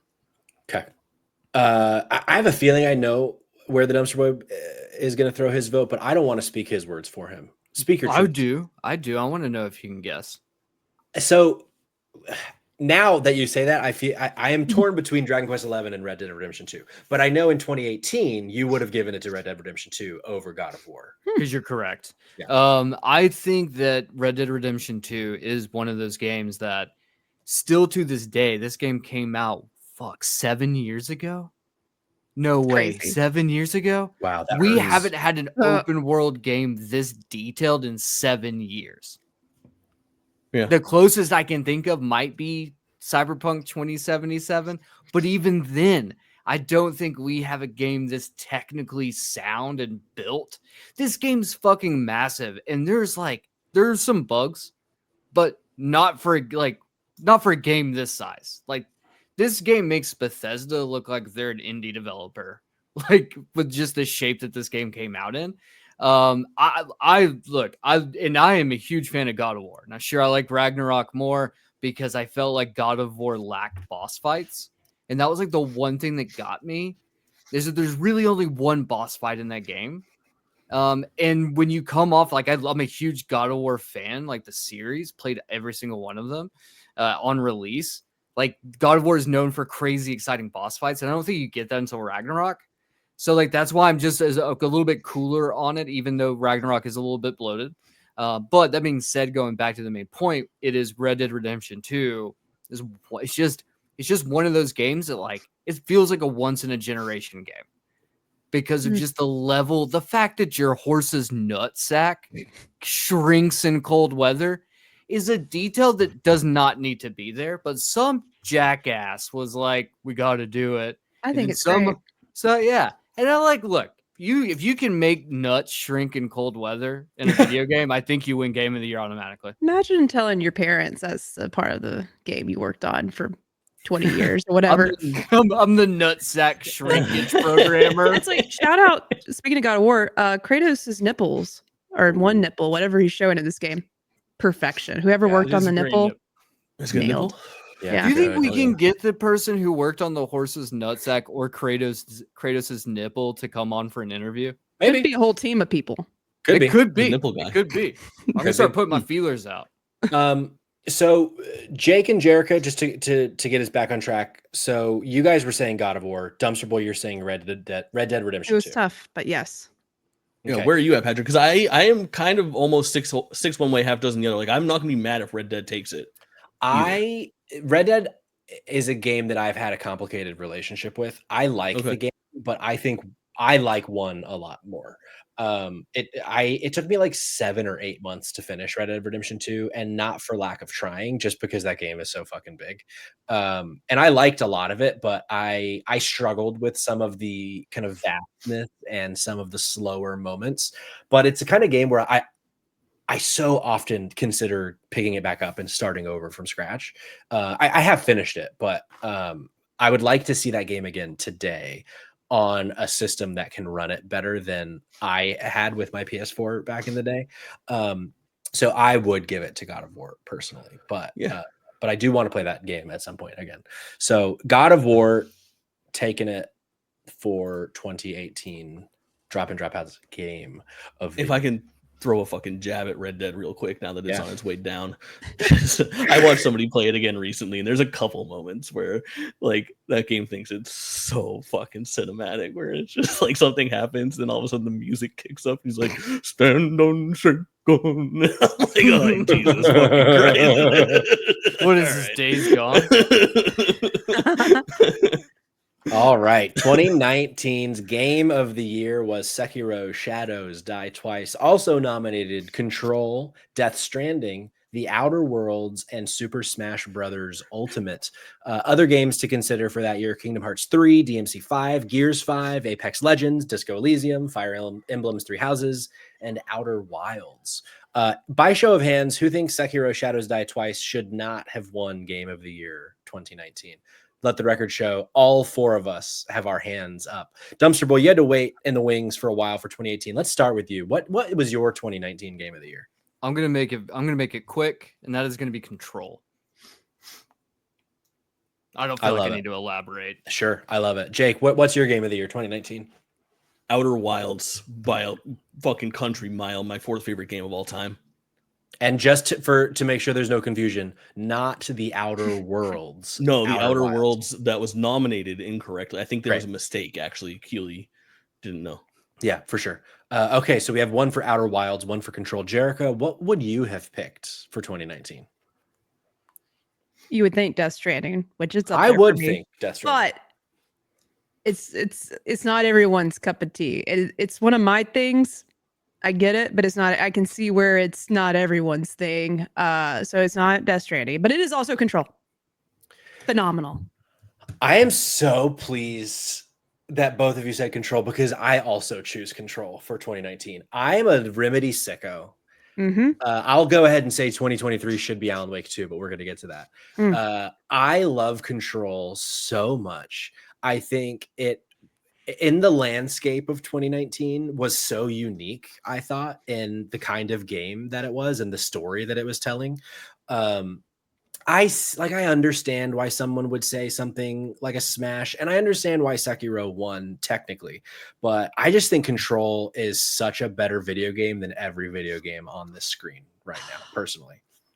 It's so fucking good. So this butters my roll. And going back to our discussion from earlier of hindsight, because in 2019, I understand why it didn't win, because it ran like dog shit in 2019. But now that we can play with the definitive edition, now that we can play what Remedy always had in mind, what a fucking game. Those bold, I love a good bold like text pop and a bright color. And when you get into those new areas, like just seeing where you're at or the stage of the game you're at, just always I'm like, this game's too cool for me. I can't play anymore. It's just too cool.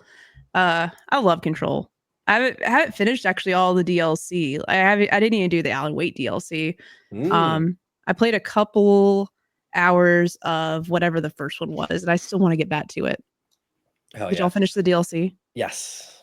Damn, I'm such a loser. I need to get to that. I wouldn't say that. I wouldn't say that you're a loser for not playing Control's DLC. It's actually not very good. It's fine. Oh, it helps get the platinum though, because you can get a bunch of skill points that you need to like max stuff out with. So it does help if you are going for 100% to do the DLC, just as a native thing. I do want to point out quickly though that I feel like Control is the closest we'll ever get to having a AAA David Lynch video game. Oh, sure. R.I.P. And I'm a fucking love David Lynch, and just to having that, like Alan Wake, I feel like also does a really good job. But Control is just so fucking weird, and I love it so much because of it. I want to bring one in from the chat. High Score Weekly says he really wants it to be Super Smash Bros. Ultimate. He says, what other game in history has had cooperation between dozens of competing companies, characters from brands that are enemies, 38 composers across the industry, over 1,000 original compositions? I agree that it is a feat worth celebrating. I don't think getting 38 composers together makes it a game of the year, personally. I don't mean that. That sounds ruder than I mean for it to. No. I don't think that makes something a game of the year, personally. Embrace being rude to our chat. I think Smash Brothers Ultimate does have a case for being maybe one of the craziest, most complete packages ever. Like that announcement trailer with like everybody is back, like including all like the ice climbers from Melee, and then throwing on top of that so many new collabs, adding fucking Simon and Richter and Ken and Incineroar, and like the fact that I can play as Sora and he can smash his Keyblade off the face of Sonic the Hedgehog in a first-party Nintendo game is still so mind-blowing, and we take it for granted. That being said, I fell off Control after 2 hours. Can I get a show of hands how many of you have actually played Outer Wilds? Are we talking about Outer Worlds or Wilds? I'm so confused. It's the same thing that happened. No, it's the high concept.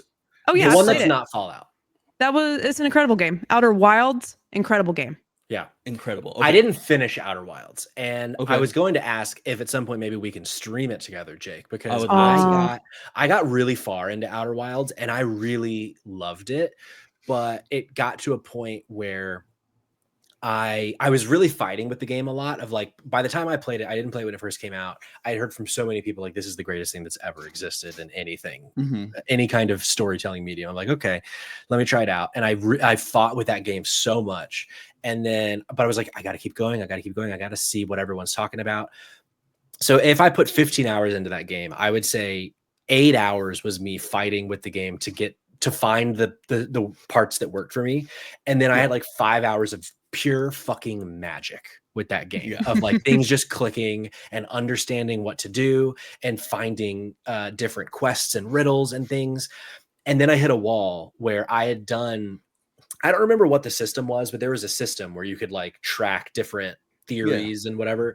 And I had done everything that was on my board, but I was like, there was no progression happening. So there was something that I missed at some point that I didn't open up, and I couldn't figure out what it was. And because of the nature of that game, walkthroughs are really difficult for that game. They don't really exist very well. So I spent another 2 hours just going around randomly trying to figure out what to do next. And I never figured it out. So I never got to finish that game because I couldn't figure out what to do. I think that's fair. It's a great game to stream if your chat is being cool and not spoiling things, or if you need a nudge in the right direction, you can get that. Or a game to stream with somebody else who knows what's going on and is not influencing you except for when you are, down and out, and the best way to play that game is to, if you need somebody to help you, don't tell me what to do. It's like, give me a nudge, point me in the right direction, have me say, what do you remember about this? And then try to have them connect those dots, because the thing that you're talking about is like, it's the Charlie from Always Sunny. I forget the fucking name of the character he's playing, but where he's pointing at the board and the board has all those crazy connections with the strings and all that, because that's what Outer Wilds is. It's not a game that you beat, it's a game that you solve. And it's my answer every single time when somebody asks, like, if you could replay a game and erase it from your memory for the first time again, what would it be? And it's Outer Wilds for me 10 times out of 10. It's absolutely unbelievable. But you guys are passionate about Control. I'm cool. Control. Hell yeah. Also, I gotta say, High Score Weekly in the chat saying Control's a tech demo. What? That game is so complete. Whoa, like, I think that is a bad faith argument to say that. Listen here. Yeah, Have you beat the game? I need to know. He says tech demo plus make it mysterious equals GOATY. I think that's a bad faith argument. No, it does a lot of cool stuff. It's such a complete game, and there's so much, like there's a really gripping story. The environments are all like really beautifully rendered, and ashtray maze, like that's all you need to know. Game of the year, that's it. That's all you need. Yeah, much more than a tech demo. All right, Control 2019's game of the year for drop in, drop out. On to 2020. A year that I think was really good for everybody, both on this podcast and what a game. 2020 or what a year. And in the world. Nothing happened that was bad in 2020. And if it did, I don't remember it. The winner of 2020 was The Last of Us Part 2. Also nominated was Animal Crossing New Horizons, Doom Eternal, Final Fantasy VII Remake, and Ghost of Tsushima. Or was this the first year that we had 6 and Hades was also nominated, Jake? I don't know. I'm going to look at that while you continue talking. Yeah, Hades was also nominated. So some games not nominated: Half-Life Alyx, Ori the Will of the Wisps, Spiritfarer, Kentucky Route Zero, Fall Guys, Persona 5 Royal, and Yakuza Like a Dragon. Any hands for people that don't think The Last of Us 2 should have won? We got one hand. Let the record show that my hand is raised to the sky right now. I'm waiting for the right time to put in like the now this man stands tough. Notice that this man did not have his hand up. Jake, is it a safe guess to say Final Fantasy VII Remake was your game of the year for 2020? Yeah, but it's also safe to say that it's like staunchly not The Last of Us Part 2, because I would give it to Hades before I gave it to that as well, or even probably Animal Crossing. Really? I'm not a big Last of Us 2 guy. I don't think that I have gone on this tangent many times. People are sick of it. I'll get hate in the comments. Bring it on. I feed off of your anger and resentment. I don't like when we're talking about a story about revisionist history. What I really fucking hate is that The Last of Us Part 1 was a perfect video game with a perfect story and a beginning, a middle, and end that was ambiguous, and I think that it was perfect. And my least favorite thing in the fucking world is that A, they made a sequel at all, and then B, they had the nerve to position it as part 2, 2 parts of a whole story, which it just fucking isn't. Like, I really hate that shit. Like, I don't think that this is not like they were like, we always envisioned it as 2 parts of it. No, fuck you. You did not. You thought I got another one in the bag. We can make this thing work. I think that they added on and they diminished the quality of Last of Us Part 1 with Last of Us Part 2. But do you think, here's a question, and I'm not engaging in argument here. Okay. If it was just called The Last of Us 2, would you be this upset? I would be slightly less upset, but I still wouldn't like it that much. Okay. So for you, it all is story based in terms of why you don't like it. No, it's mostly just because I hate women. No, I'm just kidding. We knew it. Certified woman lover, obviously. Listen, I think that this game does perfect timing, Jerica. I think I score weekly in the chat says bro in his basement with this take. It is fucking so good. Basement King, yes. I'm on the second floor. I think that this game does a lot of things like really well. I don't think it moves the needle incredibly. There's some stuff that's very memorable about it, but it is just not the one for me, man. Okay. In Final Fantasy VII, all I'm doing is putting Last of Us down when what I should be doing is building Final Fantasy VII Remake up. I'm so obsessed with that game and what it does. And I like Rebirth even more than Final Fantasy VII Remake, but without like going too far into Final Fantasy VII Remake spoilers, calling that game a remake is a very cool thing to do, but it's actually somewhat dishonest thing because that game is a sequel. Like that is the thing that I'm willing to say here in 2025, 5 years after its release. If you don't know that yet, you should know, especially those people that are like, you're splitting your remake into 3 games to charge more money is absolutely like absurd. I hate that take. I think that Final Fantasy VII Remake is such a special game, and the groundwork that it lays for that trilogy is fucking incredible. And it is, to me, it is the perfect action RPG battle system, like bar none, no asterisk, no exception. And I'm not saying this only because you shat all over one of my favorite games of all time, The Last of Us Part 2. I don't even think Final Fantasy VII Remake is a top 10 game of 2020. Oh, really? It just didn't work for me. Like it took me so long to get through that game. I felt like I find myself having this issue with a lot of modern Final Fantasy 7 or Final Fantasy games. I didn't have this issue as much with Rebirth, but I had it with 16 in a big way, where I would find myself looking at my phone while playing that game because the story just like wouldn't grab me. And I know so many people talk about how Final Fantasy 7 story is like one of the best ever and all those kinds of things. But for whatever reason, the way they do it in the remake for me, I don't know if it's like the performance of Cloud. I don't know what it is, but I have such a hard time connecting to anybody in that game that's not Tifa. And that's not a sexual thing. I just, for some reason, that all the other characters in that game just like mean nothing to me. They start to mean something to me in Rebirth, but something about the remake for me, it was so hard to get through. I forced myself to finish remake. And you're not a Final Fantasy 7 original player, correct? I'm not, which is probably also part of it. Yeah, it's a detriment. It's a really tough, it's a complicated game for people that haven't played the original, or they don't know the story beats of the original or the intricacies of what's happening in the story. And for lack of like a more explicit way of saying it, why Cloud is the way that he is. Like, there is so much happening there that I think is done pitch perfectly and serves not only as a okay jumping in point, but an absolutely incredible follow-up to an already perfect video game. Like, it is something that I've said before many times with like Rebirth and Remake it the same way, is that I hope that everyone's favorite game or franchise gets the treatment that us Final Fantasy 7 fans are getting with Final Fantasy 7 Remake and Rebirth, because everyone fucking deserves it. Well, when The Last of Us is your favorite franchise, you get a new one every year. It's just the same one. Quick query, Patrick. As a Fast and the Furious fan, do you apologize for 2020's Fast and the Furious Crossroads? You know, I'm first of all, thank you so much for asking. I think it's brave of you to ask that question. But my answer, and let the record reflect moving forward, that my answer is I do not recognize that as a Fast and Furious property. That game rules. You know what that game didn't do, Patrick? It didn't live its life a quarter mile at a time. It sure didn't. It fucking crashed and burned right out of the gate. Also, like someone from the Fast and the Furious franchise. Yeah. God. R.I.P. Pablo. Jesus. Gone too soon.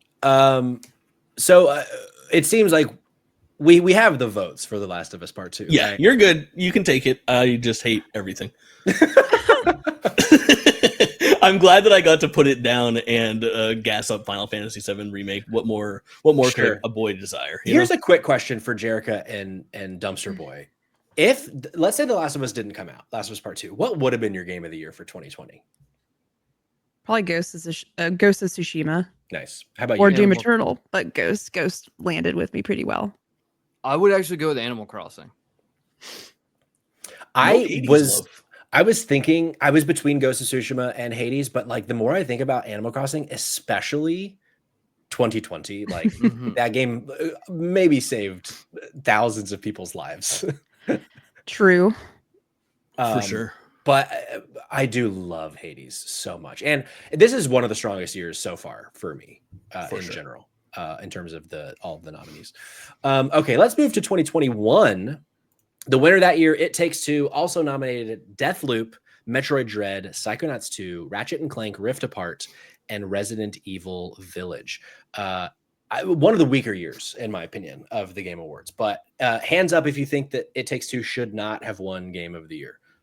Let the record show. My hand is up, and JakeTwitchin's hand is up. Jake, what would you have picked for Game of the Year?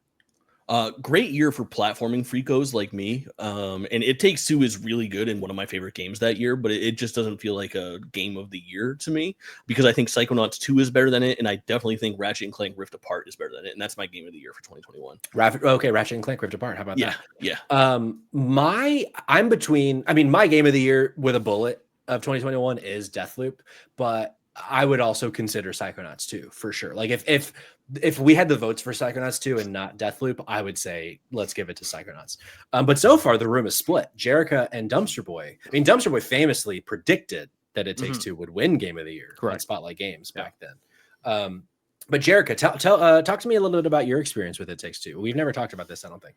Yeah, I played it with my girlfriend, so that was a really cool experience to play that. It's neat when you can play that with like your significant other. That's always an interesting time because I didn't know it was going to be that kind of game. But yeah, like thinking back to innovation and like different types of games trying to do something new. I think It Takes Two does that. And we talked about this on a few episodes before. Like, I just think every level is so unique, and just having that many ways of playing different types of levels without it feeling like just a posh posh of randomness. Like, it's really well made. The game doesn't break down. It's innovative, tells a good story, and you get this whole experience is, co-op with somebody, which is just really rare when you can get that many different things to click really well. But I also didn't play Metroid Dread, and I do hear a lot of word on the street. That game's incredible. But this is me voting. It Takes Two and Deathloop probably for the year. Two of my favorite games I played. Deathloop really surprised me. I was getting turned off by all the promotion for this game. I feel like every time I turned on my TV or popped in, or played another game, I was seeing Deathloop in my face. But when I sat down and played, it was really good. I enjoyed Deathloop.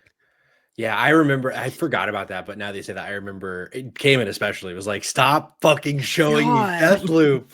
It made me not want it, but then I saw people play, and I was like, okay, this is cool. It was so the style was just oozing out of that game. I was like, show it to me 10 more times. I don't fucking care. I just want to see anything about Deathloop. You know what game shouldn't be on this list, Patrick? That's gonna be Metroid Dread. I don't disagree. Arguably one of the worst games ever made. I'm glad. I heard great things. All of my friends were nonstop playing this. It was the only thing they needed their Switch for at the time. Just you only have one friend and it's cognitive flips. It's like at least 4 or 5 other people, at least. God, so as many people as that owned a Dreamcast. True. I had 2 of them, so there you have it. Can we get like a talented editor to like create like a cognitive clips as Worm Tongue from Lord of the Rings, who's like whispering Metroid Dread into all of our ears and poisoning us? Yes. No, here's the thing. I tried so hard to get into Metroid Dread. I've started that game probably 4 separate times, but I'm just not the biggest Metroidvania guy. I have played and really enjoyed a few. Guacamelee 2, some of my favorite of the Metroidvanias. But this game, I just could never figure out what people liked about it. At some point, me and Jordan are going to stream the game together, and he's going to try to learn me a little bit. But it's just something like aesthetically, I think it's ugly. I think the being chased by the fucking whatever the fuck it was called. Emmys. So not fun. Just not my cup of tea, Metroid Dread. So I think this is the first time that the room's been split with 2 people behind It Takes Two, and then me and Jake aren't behind the same nominee. So I guess in the spirit of that, I mean, It Takes Two has more It Takes Two would take it. Yeah, I'm not hurt on It Takes Two taking it either. It would be out of this list. It's probably my top 3 or 4 games still. I'm pretty passionate about Ratchet and Clank being one of the stronger games, and also a game that could have been brought up earlier for a really strong opening and still may be like the best technical showpiece for the PlayStation 5. That fucking float opening where you're at the parade jumping around so and then you start teleporting through all those rifts is so rad. Jake, could I get your vote behind Psychonauts 2? Could we split the room between Psychonauts 2 and It Takes Patrick, Two? I would definitely, yeah. Listen, I'll kick your ass. Yeah. Okay. I would make an unholy alliance here. Yeah. The Return of Rasputin. What a game. Can we just say Psychonauts 2? What a fucking video game. And Cayman, I know you agree. Here's the thing. I've platinum 3 of the 6 on here. So It Takes Two, Psychonauts 2, and Ratchet and Clank. Crank. And I have to say, Psychonauts 2, my least favorite platinum. Because you had to collect all those fucking brains. Sure. And I swear to God, there was one I just could not fucking find. No matter what I did, I just could not find it. It did sour me a little. I do love Psychonauts 2. But I don't think Psychonauts 2 is as fundamentally technically sound as Rift Apart is as a platformer. Psychonauts 2 is kind of janky. I really enjoyed that game. I would probably put it in my top probably 4 or 5 of 2021. I've enjoyed it enough to get the platinum on it, but there's just parts where you just fall through things and you don't land on the platforms correctly. It can be a bit floaty at times, and so I think Ratchet and Clank is just a more like it's more soundly made game. Maybe if not as stylish, but still more sound as a game. I only have 4 platinum trophies in my entire life, and one of them is Ratchet and Clank Rift Apart. Well, okay. If you want to throw some passion under there, but yeah, you know what? I don't think I'm gonna go to bat. I think I'm cool with It Takes Two taking it. I think I'm being harsh on that game because of how much I like Ratchet, and I'm being spiteful in trying to throw up behind Psychonauts 2. Sure. I'm a very angry man. You are. I wasn't wrong when I made that comment earlier today. I'm just saying. That's true. I don't know. For me, It Takes Two, I think, is a good game. I having played like 70% of it, never really got it being a game of the year winner personally. I mean, I guess you could say Dr. Hakim. I mean, he's a game of the year type character. You know what I'm saying? Okay, cool. We'll say It Takes Two for 2021. I will swallow my opinion on that one. Okay, next up, 2022. Elden Ring was the winner in 2022, but also nominated A Plague Tale Requiem, God of War Ragnarok, Horizon Forbidden West, Stray, and Xenoblade Chronicles 3. I think also a pretty weak year, in my opinion. Hands up if you think Elden Ring should not have won. Wow. I'm impressed because we've been pretty anti-Souls so far. You know, Here's Souls the thing. Me personally, no, I don't. But I also just see the innovation and why it won. That's what type of Jerica are we asking for here? The true one? The real deal? No, I don't think it should have won. I think it's too fucking hard. I think and there's too much to do. I need direction. I don't know where to go. And I keep getting murdered by everything. It's not fun. But a lot of people disagree with me, obviously. I'm like a certified Elden Ring hater. And it was my third favorite game of the year that year. Like it's still up there. Like I played that game and beat it. It's the only Souls like that I've ever done that with. When I was in that game, I had a good time. I think playing it with like summons and with my friends was a big boon to that experience as well.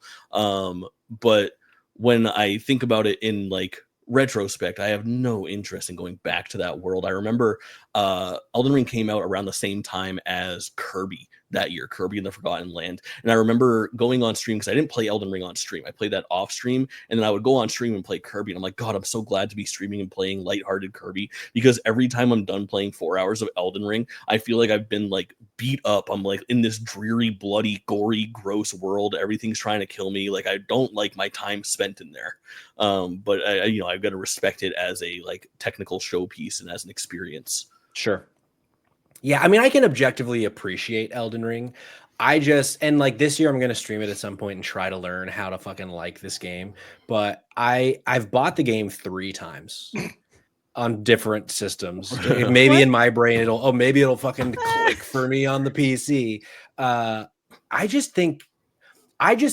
have an issue, a fundamental issue with a game that doesn't let you have any sort of difficulty, like sliders or anything. I'm having that issue right now with Kingdom Come Deliverance 2. Like I understand this idea that like we want the game to be hard. It's like the point. Fuck you. Like that's my stance on that. Is I'm giving you $70. Let me play it on fucking easy mode, because it's just not fun to get your face beat in nonstop, and it's so unforgiving.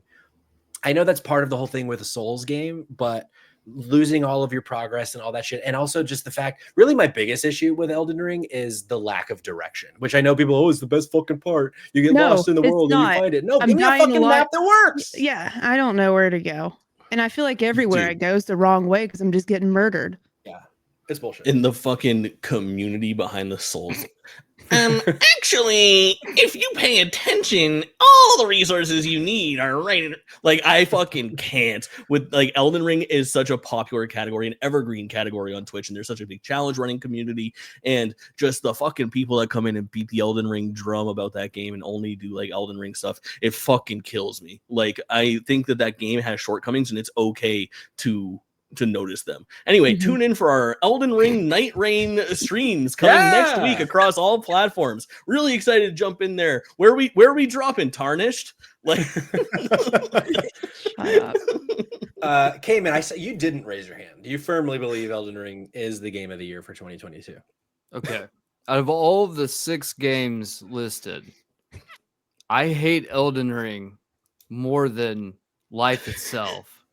I think Elden Ring is an absolute dog's asshole. I think Miyazaki needs to get kicked in the shin. Okay. He needs a kick me sign slapped on his back and then pushed down a hallway. Just get abused. I fucking hate Elden Ring. And that doesn't change the fact that Elden Ring is also just like an incredible fucking game. Sure. Like, just from a design standpoint, it just sucks and I hate it. But I think I hate it because it's still a good game, even though I fucking hate it. Now, here's the thing. I put 100 hours into Elden Ring. I got the platinum. I did all 3 endings. I clouds saved and scrubbed. I'd actually play the game twice because I fucked up and missed one of the legendary weapons. So I had to play the game literally another time. That is how dedicated I was, okay? I fucking hate Elden Ring. But Elden Ring was the best game that came out that year. As much as I hate it. And I know this is very contradictory. But the truth is, Elden Ring is like, I've never played a game like that before. I've played Souls games before. I hated those too. I just don't like Souls games. But this game is like nothing I've ever played. There's only one other game that I've played that I got that same level of like verticality in an open world game. And that was a game called Atlas Fallen. Did you guys play that? Oh, it yeah. fucking is a 7-7 game. But it is like you can go up. And that's cool. But like Elden Ring is really the only game that I feel like you can be in the fucking clouds and be like, if I just go down, I will be back on the ground and I can see where I was standing before. Like, it just is a weird, fascinating thing with so many awful, just punishing things for no fucking reason whatsoever. But like, I don't know. I just have that I have a soft spot for it. It's just, I don't know. It's something about it. Like, I get why Souls nerds suck. I get it. Yeah, sure. You know, it makes sense. I don't, it's fine. I mean, I want nothing more than to come on this podcast in 6 months and be like, man, I was fucking wrong. Same. I want to be in that category too. I want to be in the party. I want to be in the party so bad. Yeah. But it seems like, I mean, the room is split. 2 of us said no. But the problem that I have is I don't necessarily know what to put ahead of it. Same. Because this year is just not as strong. Like, honestly, when I look at games that weren't nominated and I go to Dumpster Boys category of like a game that, you know, does something that's never been done before or a game that does something perfectly, give me Immortality as a 2020 year nominee. One of the most innovative, interesting games I've ever played. If you don't know Immortality, it's a bunch of found footage between 3 different movies in 3 different time periods, and you can click on any like piece of the frame to go uncover more footage from these movies, and you uncover this story between all 3 and about the main actress in the films, and it's so fascinating. That's one of those is like I've never played a game like Immortality. Still, give that a nominee. Get fucking Xenoblade out of here, Jake. Okay, well, fuck you. That's my game of the year, and I didn't have a chance to talk about Xenoblade Chronicles 3, you fuck.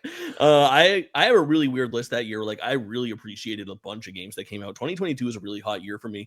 And, like, I loved a bunch of, like, 7 or 8 out of 10s as, like, in my top 10 games of the year. I was really hot on Need for Speed Unbound, Criterion's first, like, fully developed game since Need for Speed Hot Pursuit and Need for Speed Most Wanted 2010 and 2012, which was really nice. I think that game is really underrated. Sonic Frontiers laid the groundwork for, I think, a new era of 3D Sonic games that is coming, even though it's not a good game right off like jump. I have a lot of respect for what they did, and I think that the bones are really good, and that we're going to see a Sonic Frontiers 2 or a 3D follow-up probably this year. That's going to be a really hot ticket. And as you guys know, I'm a Sonic freako at this point. Yeah. Indie, I adore Tinykin. I don't know if you guys even know what that fucking game is. I fucking love Tinykin. Rips. Tinykin is my other platinum trophy. It's that Astrobot, Astro's Playroom, and Ratchet and Clank. Those are the only 4 that I've ever done. Whoa. And Tinykin absolutely fucking rips. Straight up dumpster dive, baby. Hell yeah, true. Very true. Yeah, Tinykin was up there on my game of the year. But yeah, Xenoblade 3, super passionate about. Really underrated RPG. My first Xenoblade that I played, I jumped in sight unseen. It was when I had just kind of like started my streaming. So I was actually down here in this very room, stuck for a month, helping my dad out who had just had a surgery. And I was like, what do I do for a month? And I didn't have like a mobile streaming setup. I was away from chat. And I was like, I need to sink my teeth into something. And I jumped into Xenoblade Chronicles 3 and fell in love with this game. Anime ass story, dude. I was crying. Yeah, it was unbelievable. I do own Xenoblade Chronicles 3 because I've heard it's so good. I've just never actually booted it up to play it. It like the talk about like video game intros, it takes a while to get going, but that first like 5 hours is such an interesting hook with like the world that they've created there, about how like you're basically born at like 12 years old and then you have like a timer that expires after 8 years, so nobody really grows up, and you're playing as this like troop of like teen soldiers basically who are thrust into this war, and the war is all they've ever known. And then the most crazy thing that could possibly happen happens to them, where they've never seen a single person that's over 22 years old. They bump into a fucking mysterious old man, and it sets like the story in motion. And it's such a cool fucking hook and something that I haven't seen before. And I was just so engaged with it from the jump. I was like, I got to see this through. It's so fucking cool. The chat has reminded me that Marvel Snap came out in 2022, and I pulled up my that was my number 2 game of 2022. At the time, I have Ragnarok as one. And honestly, I mean, I would have voted for Ragnarok in 2022. But it seems like Elden Ring probably should have it for this year, even though I don't want it to. All right, Elden Ring, the 2022 game of the year. Let's move on to 2023. We've only got 2 more years left. 2023's winner was Baldur's Gate 3. Also nominated was Alan Wake 2, Tears of the Kingdom, Spider-Man 2, Resident Evil 4, and Super Mario Brothers Wonder. Hands up if you think Baldur's Gate 3 should not have won Game of the Year. Let the record reflect. 3 hands are up. My hand, Jake's hand, and the Dumpster Boy's hand. Jake, what would you have picked for 2023? Tears of the Kingdom by a long shot, and I was passionate about that, and I thought it had a shot at actually taking the Game Award home, and that was obviously not correct, but I love that game. I love Tears of the Kingdom. It takes the place in my top 10 games of all time that Breath of the Wild once held, and it pushed Breath of the Wild down a few slots because I feel like there wasn't room for them representation wise on my favorite games of all time list. But Tears of the Kingdom takes a already perfect 10 out of 10 game and creates another perfect 10 out of 10 game that somehow is even better. Like the systems, the way that they work with like Ultra Hand and Ascend, and the way that things play out in that game is so fucking perfect for me. It is like the ultimate gamer ass action video game, because you guys will be like, actually, there's so much you can do in Baldur's Gate 3. Truly, the options are oh my fucking god. Jerica, you didn't raise your hand, so do you agree with everything Jake just said, but without the voice? I not really. Like I actually agree with his Tears of the Kingdom. Like why that game should, be in this conversation. But just for Baldur's Gate, just, I actually played about 5 to 6 hours. I know I'm not a completionist, and I really wanted to play with friends, but that's a whole commitment. And I was playing Destiny, most of my time during these years. But I think like the amount of game and just, I guess I'm that voice. I think just the sheer amount of options and how everything can connect is just like the size of that team producing this, I think goes to show like, it has to be game of the year. Like there's just too much game, and I know that doesn't really matter to a vote. Like, oh well, this is a smaller team, be able to produce this size, but like, I think that's pretty impressive. Like, and should be somewhere on the list where we check like how many people did it take to work on this game. Like, I think that's important. And just to have that much content and say, hey, I don't think the people at the studio were dying either. Sure.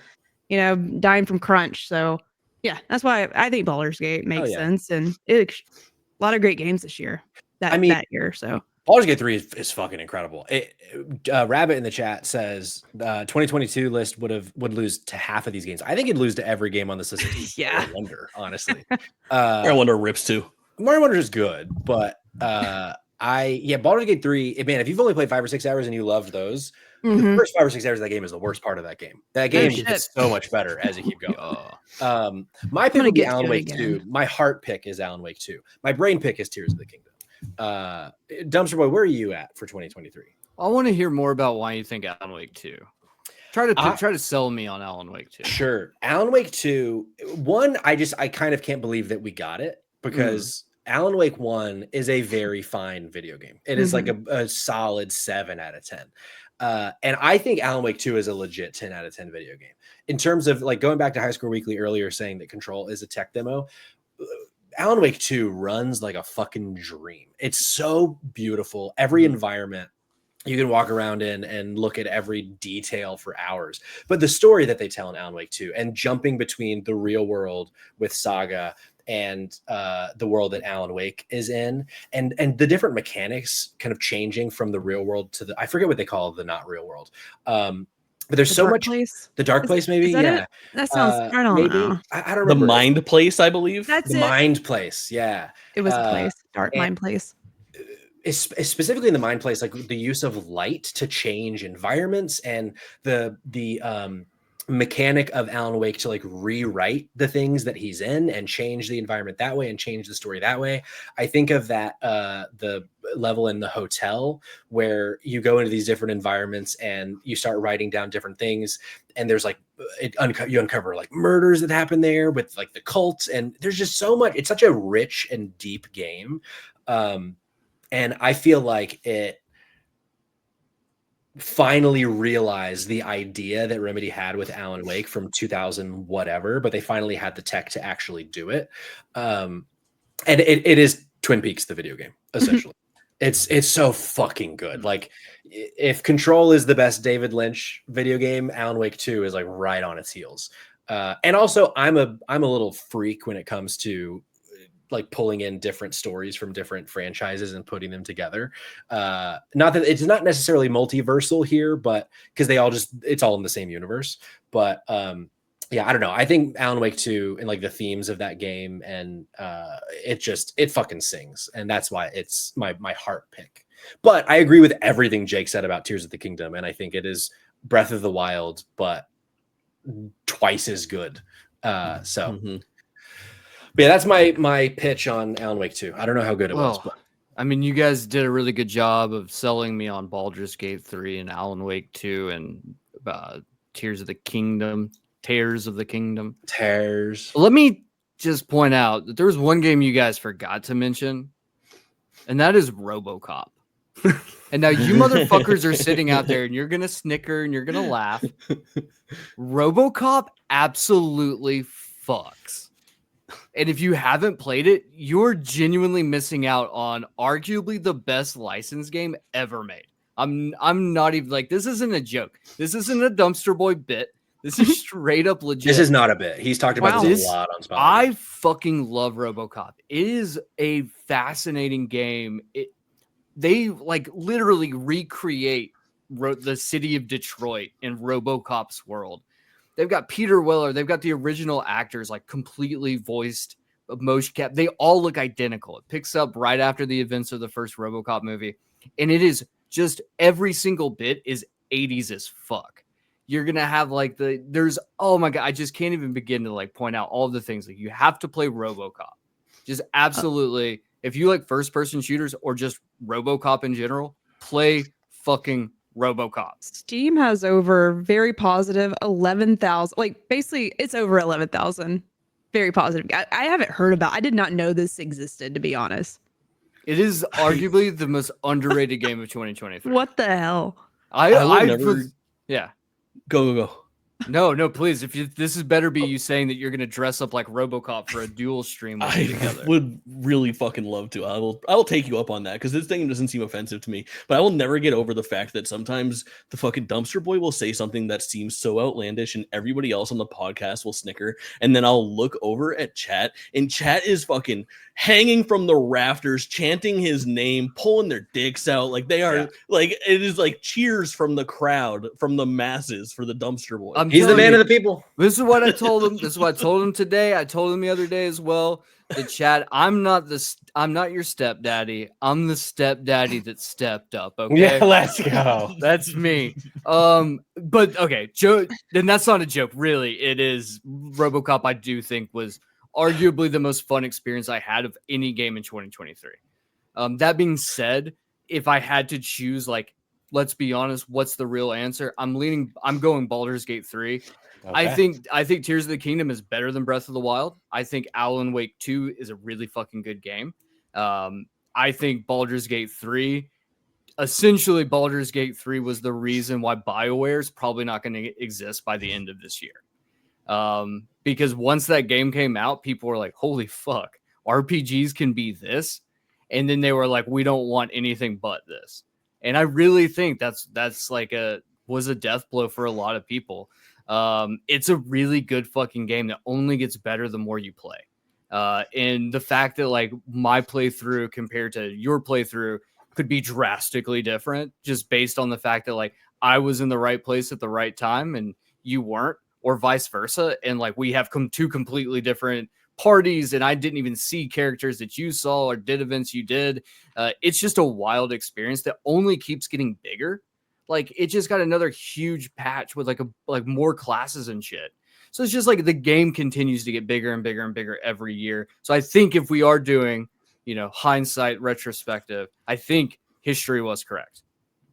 Okay, so that's 2 votes for Baldur's Gate. It seems like we don't have the votes to rewrite history here. Because here's the thing. I did say the brain pick for me was Tears of the Kingdom, so I guess it is a split group here. But I don't know. What are we thinking here? Does anybody feel the draw to switch sides? Let me try to fight because I felt this was a tough year for me. Watching the Game Awards live, my reaction, I had the wind out of my sails. Let me ask Jerica and Dumpster Boy, who like Baldur's Gate 3 a lot, where would Tears of the Kingdom rank on your Game of the Year list that year? As number 3 for Cayman and Jerica? Would it be on there? Not on there. No, it's on there. I think the reason, it's up there, and I'm sure I would be more excited and like, yeah, it's number 2 at least. Alan Wake was my favorite game that I played that year. But let's fucking go. Well, we're just finding out about Alan Wake here now. It is. Well, if Baldur's Gate was only a 20-hour game. 5 hours of Baldur's Gate. Come to the Alan Wake side. The reason why is because I can't commit my whole 5 months to playing Baldur's Gate. That's why. But if I could, I think Baldur's Gate would have been my votes for Alan Wake 2 is all I'm saying. It's a tough one, but like I really want to play. I haven't finished Tears of the Kingdom either because I'm waiting for this new Switch to come out now. At this point, I've waited too long. I got to play it on the latest thing so I can actually enjoy better frame rates. Hopefully, you know what, Jerica, I'll do a co-op. I'll do a co-op run with you in Baldur's Gate 3. Let's go. We should do it on the channel. I think it'd be really fun. Yeah. It would be hysterical. Let's do it. Yeah. I feel like hogs on stream. Hear me out. I feel like this is actually not a Baldur's Gate 3 year. I think if we all started ranking our choices and we calculated this year the way that we calculated our own Game of the Year on episode 0, then it would probably be between Alan Wake and Zelda more than it would be Baldur's Gate, because Baldur's Gate wouldn't appear on mine. Alan Wake 2 wouldn't either, but I think it would be higher up on the other 3 people's list than anything else. And I honestly, in my heart of hearts, I think that Zelda would probably end up with the most points. Or one of you guys wild cards throws RoboCop as your list. We walk away with 2023 RoboCop. I'm not. God, why does this keep happening, Cayman? Like I keep wanting to say like that sounds so stupid, but at the end of the night, of all the shit we've talked about, I want to play RoboCop the most. After reading and look at the screenshots, like why the fuck does this keep happening? It's a fucking crazy good game. Real quick, if we're talking about the games that are visual aid, and for those that are in the chat right now, put a 1 in the chat if you would vote Baldur's Gate, put a 2 in the chat if you would do Alan Wake 2, put a 3 in the chat if you would choose Zelda Tears of the Kingdom. 1, 2, or 3 based on those 3 pictures that you see there. What would you pick? Just to get a quick poll here. What is our chat thinking? I see a 1. I see 3 3s. I see a 4 RoboCop. God, Jesus, there it is. Jerica, what were you gonna say? Another 1. Yeah, what's up, Jerica? Listen, like, if I'm gonna think back, like, of the year, what's the most memorable moment from all these games? I also like to see, like, what do I remember most and what I keep thinking about the most from these games that I played, and it's Alan Wake 2. There's a moment that I cannot wait for Kayla to experience. And I think about that moment a lot, probably at least once every couple of weeks. So I think about that, and I think about how fucking, like, if I have to see fucking Sam Lake come out on screen and fucking do this again in my life, I might fucking lose my mind. I think that might not age the best. And if we're talking like incredible moments in video games, there are two that I can think of off the top of my head from Tears of the Kingdom that are among my favorite moments in any video game ever. Both of them within that final 10% of the game that are absolutely insane. But I don't know. I was gonna take another jab at Alan Wake 2. Was like, oh, it's the best part every 2 minutes when the fucking naughty little face comes on screen and they go, ghost. That's so funny. A lot of people got really riled up by that. It never bothered me. Me neither. And I get jump scared easily. Yeah. So it does seem like we're getting the most threes in the chat. I can't believe I went on my whole rant about Alan Wake 2 and didn't even talk about that scene. What was I thinking? If Kayla's listening, don't listen to this part because she doesn't know it exists. Yeah. Kayla, earmuffs. I don't know if she's still here. She might not be. She is. I mean, we know the scene that we're talking about. We don't have to. And also our stupid chat doesn't count. I'm so sorry. You guys are great. But even though they're voting for mine, I don't want them to. They don't actually have a say here. Illusion of choice, baby. Hold on. No one asked me where Alan Wake ended up on my list. You said 3, didn't you? Or no? Or was 3 Tears of the Kingdom? So if I had to pick from what's on screen, it goes Baldur's Gate 3, Alan Wake 2, Tears of the Kingdom 3. So on mine, Alan Wake is number 2. And well, for Spotlight Games, our game of the year was tied of Baldur's Gate and Alan Wake 2. So just saying. Okay. So let's just go ahead and write this down for 1, 2, and 3. Rank them, Patrick. 1 Alan Wake, 2 Zelda, 3 Baldur's Gate, and I can prove that this is in my 2023 ranked 1 Alan Wake, GG app. 2 Zelda, 2 Zelda, 3 Baldur's Gate, 3 Baldur's 4 Spider-Man, 5 Resident Evil 5, 4. Jerica, go ahead and rank all 3. God, what are we? What? Baldur's Gate, Alan Wake 2, Zelda, Tears of the Kingdom. I hate doing this. It's happening. Okay, Alan Wake, Zelda, Baldur's Gate. Alan Wake. That's my Zelda, opinion. And then Baldur's Gate. Let's go, Jerica. And then Cayman, you go ahead. Baldur's Gate, Alan Wake, Tears of the Kingdom. Baldur's Gate, Alan Wake, Tears of the Kingdom. Should be a song. And then I go Tears of the Kingdom number 1, and I go Alan Wake number 0. I guess I'll give Alan Wake number 2. I just fucked myself by giving Alan Wake number 2, but it's true because I do like Baldur's Gate way less. So the way that shakes out, if I have to vote for those, then I gave 3 points to our number 1 vote, 2 points to our number 2 vote, and 1 point to our 3rd place vote. And the tally marks are as follows. It is 9 votes for Alan Wake 2. It is 8 votes for Tears of the Kingdom, and it is 6 votes for Baldur's Gate. Well, yeah, the math here first, folks. Oh wow, my head's killing me. I don't know what just the fuck happened, but here's the thing. Let us remember that Alan Wake 2 won Best Direction that year, so it's not like it didn't win anything. It was a celebrated video game, and now with the math, because the math do be mathin', Alan Wake 2 is the 2023 game of the year. And here's I could have forced a tie if I lied. You could have, and I'm glad you told the truth. I'm just glad that we changed up a little bit because we were like 5 years in a row just saying what Jeff Keighley did. And it's like, okay, we've been here for 2.5 hours and we're just picking the same thing over and over. Yeah, Keighley did great. Friend of the show, please join.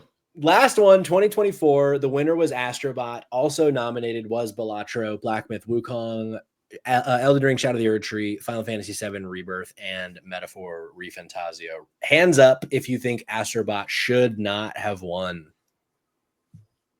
2 hands up. Let the record show. JakeTwitchin and the Dumpster Boy raised their hands. Jerica and I think the vote was correct. Jake, Why was Black Myth Wukong your game of the year? You're Black Myth Wukong, dude. No, I mean, listen, I usually am the long-winded one, but go back and listen to my Final Fantasy VII Remake rant from 45 minutes ago. Same reasons for Final Fantasy VII Rebirth, although Astrobot is a stellar number 2 and would win a lot of the previous years if it was nominated not against a Final Fantasy VII game. But I do think Rebirth is excellent, and it is in my top 6 games of all time now at this point. Cool. I like it even more than I like Remake. Hell yeah. Dumpster Boy, what was your game of the year? I'm not even going to make the Black Myth Wukong joke for you. Don't worry. You don't have to. I'm going with Elden Ring Shadow of the Erdtree. Oh. No, I'm sorry. We said game of the year, not DLC. No, I'm going with Metaphor Refantasio. Metaphor out of 10. This potentially could go down, I think. The more I sit on it, the more I think this could potentially go down as Atlas's best game they've ever made, but more importantly, probably one of the top 5 best JRPGs of all time. I think it is so fucking good, and I think that the way that they essentially didn't eliminate the grind from a JRPG, which is something I love, but they made that grind just more fun. And I think that mechanic could easily be implemented in every single turn-based game going forward, and I would be totally okay with that.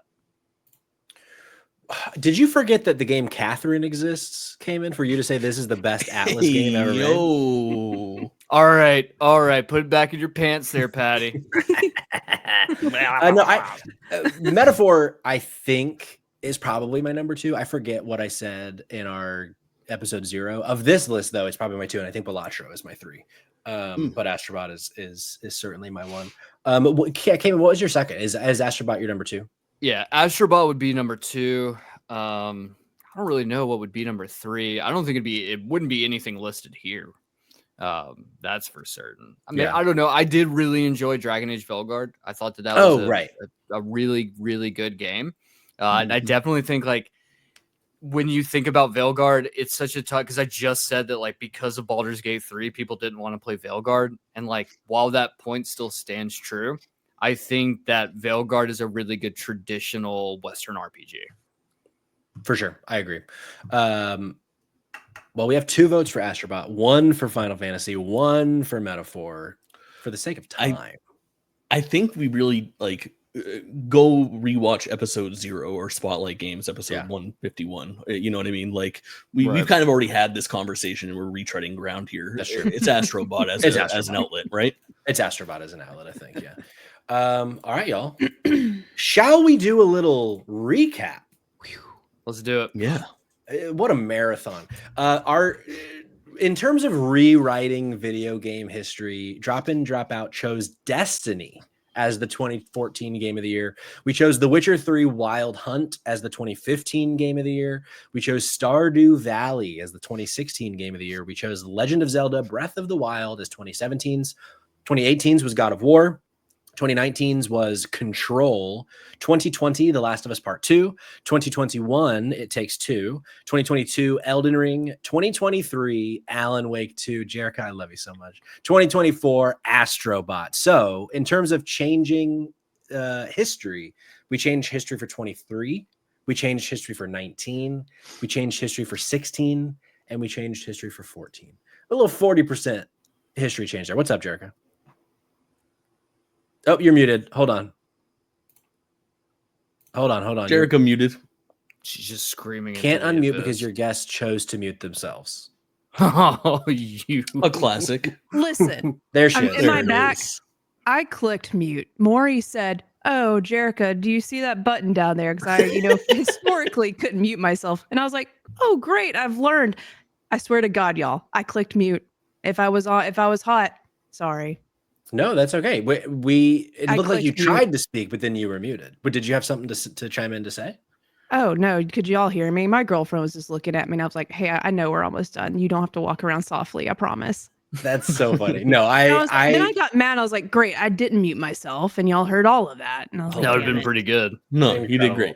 Okay, the mute button works. Okay, good. Amazing. Well, that brings us to the end of our show. I know we had talked about doing a little Kingdom Come Deliverance 2 chat, but we've been going almost 2.5. Hold on. Wait, I can do it. I can do it in less than 60 seconds. Right, One, less than 60. Hit it. Kingdom Come Deliverance 2 is very fucking hard. If you don't like sim games, you're probably not gonna like this game. Patrick's a little baby back bitch. Wow. And he can't do it.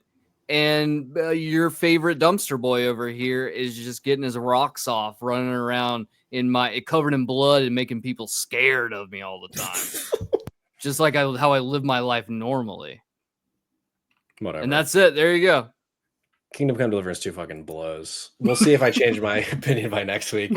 Thanks for being here, y'all. If you would like to stick around, or not stick around, if you'd like to see what else we're cooking, drop in, dropoutpod.com. We will be back Saturday afternoon with some Monster Hunter Wilds beta. And then also tomorrow night, Rose and I are continuing our Doki Doki Literature Club playthrough, where we fully voice act the entire game. So tune in for that if you want to hear me have an aneurysm every 30 seconds as I speak. Can we get like a 2-second little taste of that? Is it? Yeah. Oh, for sure. Let me pull something from the chat. Noah gave me a good bit of text here. I'm going to read that and as if I am the protagonist of Doki Doki Literature Club. I think since you were taking the stance of retroactively considering their impact, there's no way 2017 isn't Fortnite. I don't like that perfect. at all. Oh, it's just as long as you add like those kinds of noises, anything can. It just sounds like you're creaming your leathers. Dumpster boy, what are you doing? I love it. Wow. Hey, since we're only 4, can we do like the full plugs this time around? Oh yeah, let's do that. Jake, let's start with you. No, now I'm embarrassed. I just want it sounds like I want to plug myself. I do. Dumpster boy, let's start with you. You can fucking Christ. You can find me at the Dumpster Boy. We're consolidating all my socials, so it makes it easier. So you can find me at the Dumpster Boy on pretty much everything. Dumpster dives. I have a new dumpster dive coming out here in a couple days. I won't tell you the game yet because I haven't started it. So I've got like 3 that I'm going to pick from. But if you want to read any of my written reviews for dumpster dives, the Spotlight Games Discord, I post all of them there, also with reviews of everything else I've been playing, and give like really in-depth rundowns of what's good and what's bad, all the hidden gems and things of that nature. So come check it out. Hell yeah. Jerica, where can the folks follow you? What do you have to plug over there? Listen, tomorrow's a new dungeon in Destiny, and streaming from the PlayStation is a challenge. So I'm about to download this bitch to this PC now that I got more RAM. Maybe it can run Destiny 2. But I'm thinking about, and if I can get it to run right, I want to stream the new dungeon tomorrow. And of course, you can watch that at JK Games and follow me anywhere at JericaTwitchin. Hell yeah. The amazing streamer himself. Where can we follow you? What you got cooking? Me? Plugs? Oh, sure. AmazingStreamer.com for all of your JakeTwitchin needs. I'm JakeTwitchin on all platforms. Really fun, big week of streaming coming up with all of the early access for Avowed on, I think, Wednesday or Thursday, and then Thursday or Friday, depending on time zones, is why I keep on being vague about this. We have the Night Rain thing happening, and then there's a bunch of collaborative stuff that we're trying to do between like Dido channel, like twitch.tv/drop-in-dropout-pod and twitch.tv/JakeTwitchin. So on some of those, it doesn't matter if you're subscribed to me or to Dido, but we'll be live on both channels with like a combined chat is the goal for some of that stuff. So keep your eyes out, especially over the weekend, for the Monster Hunter thing, which I think is going to be really rad because I'm not a Monster Hunter guy. And I keep on saying the same thing where like every few years I need to remind myself that I don't like Monster Hunter because I look at it from the outside and I'm like, oh, maybe this is the year I get into it. And it never clicks. I'm hoping that playing with some homies makes it happen. Hell yeah.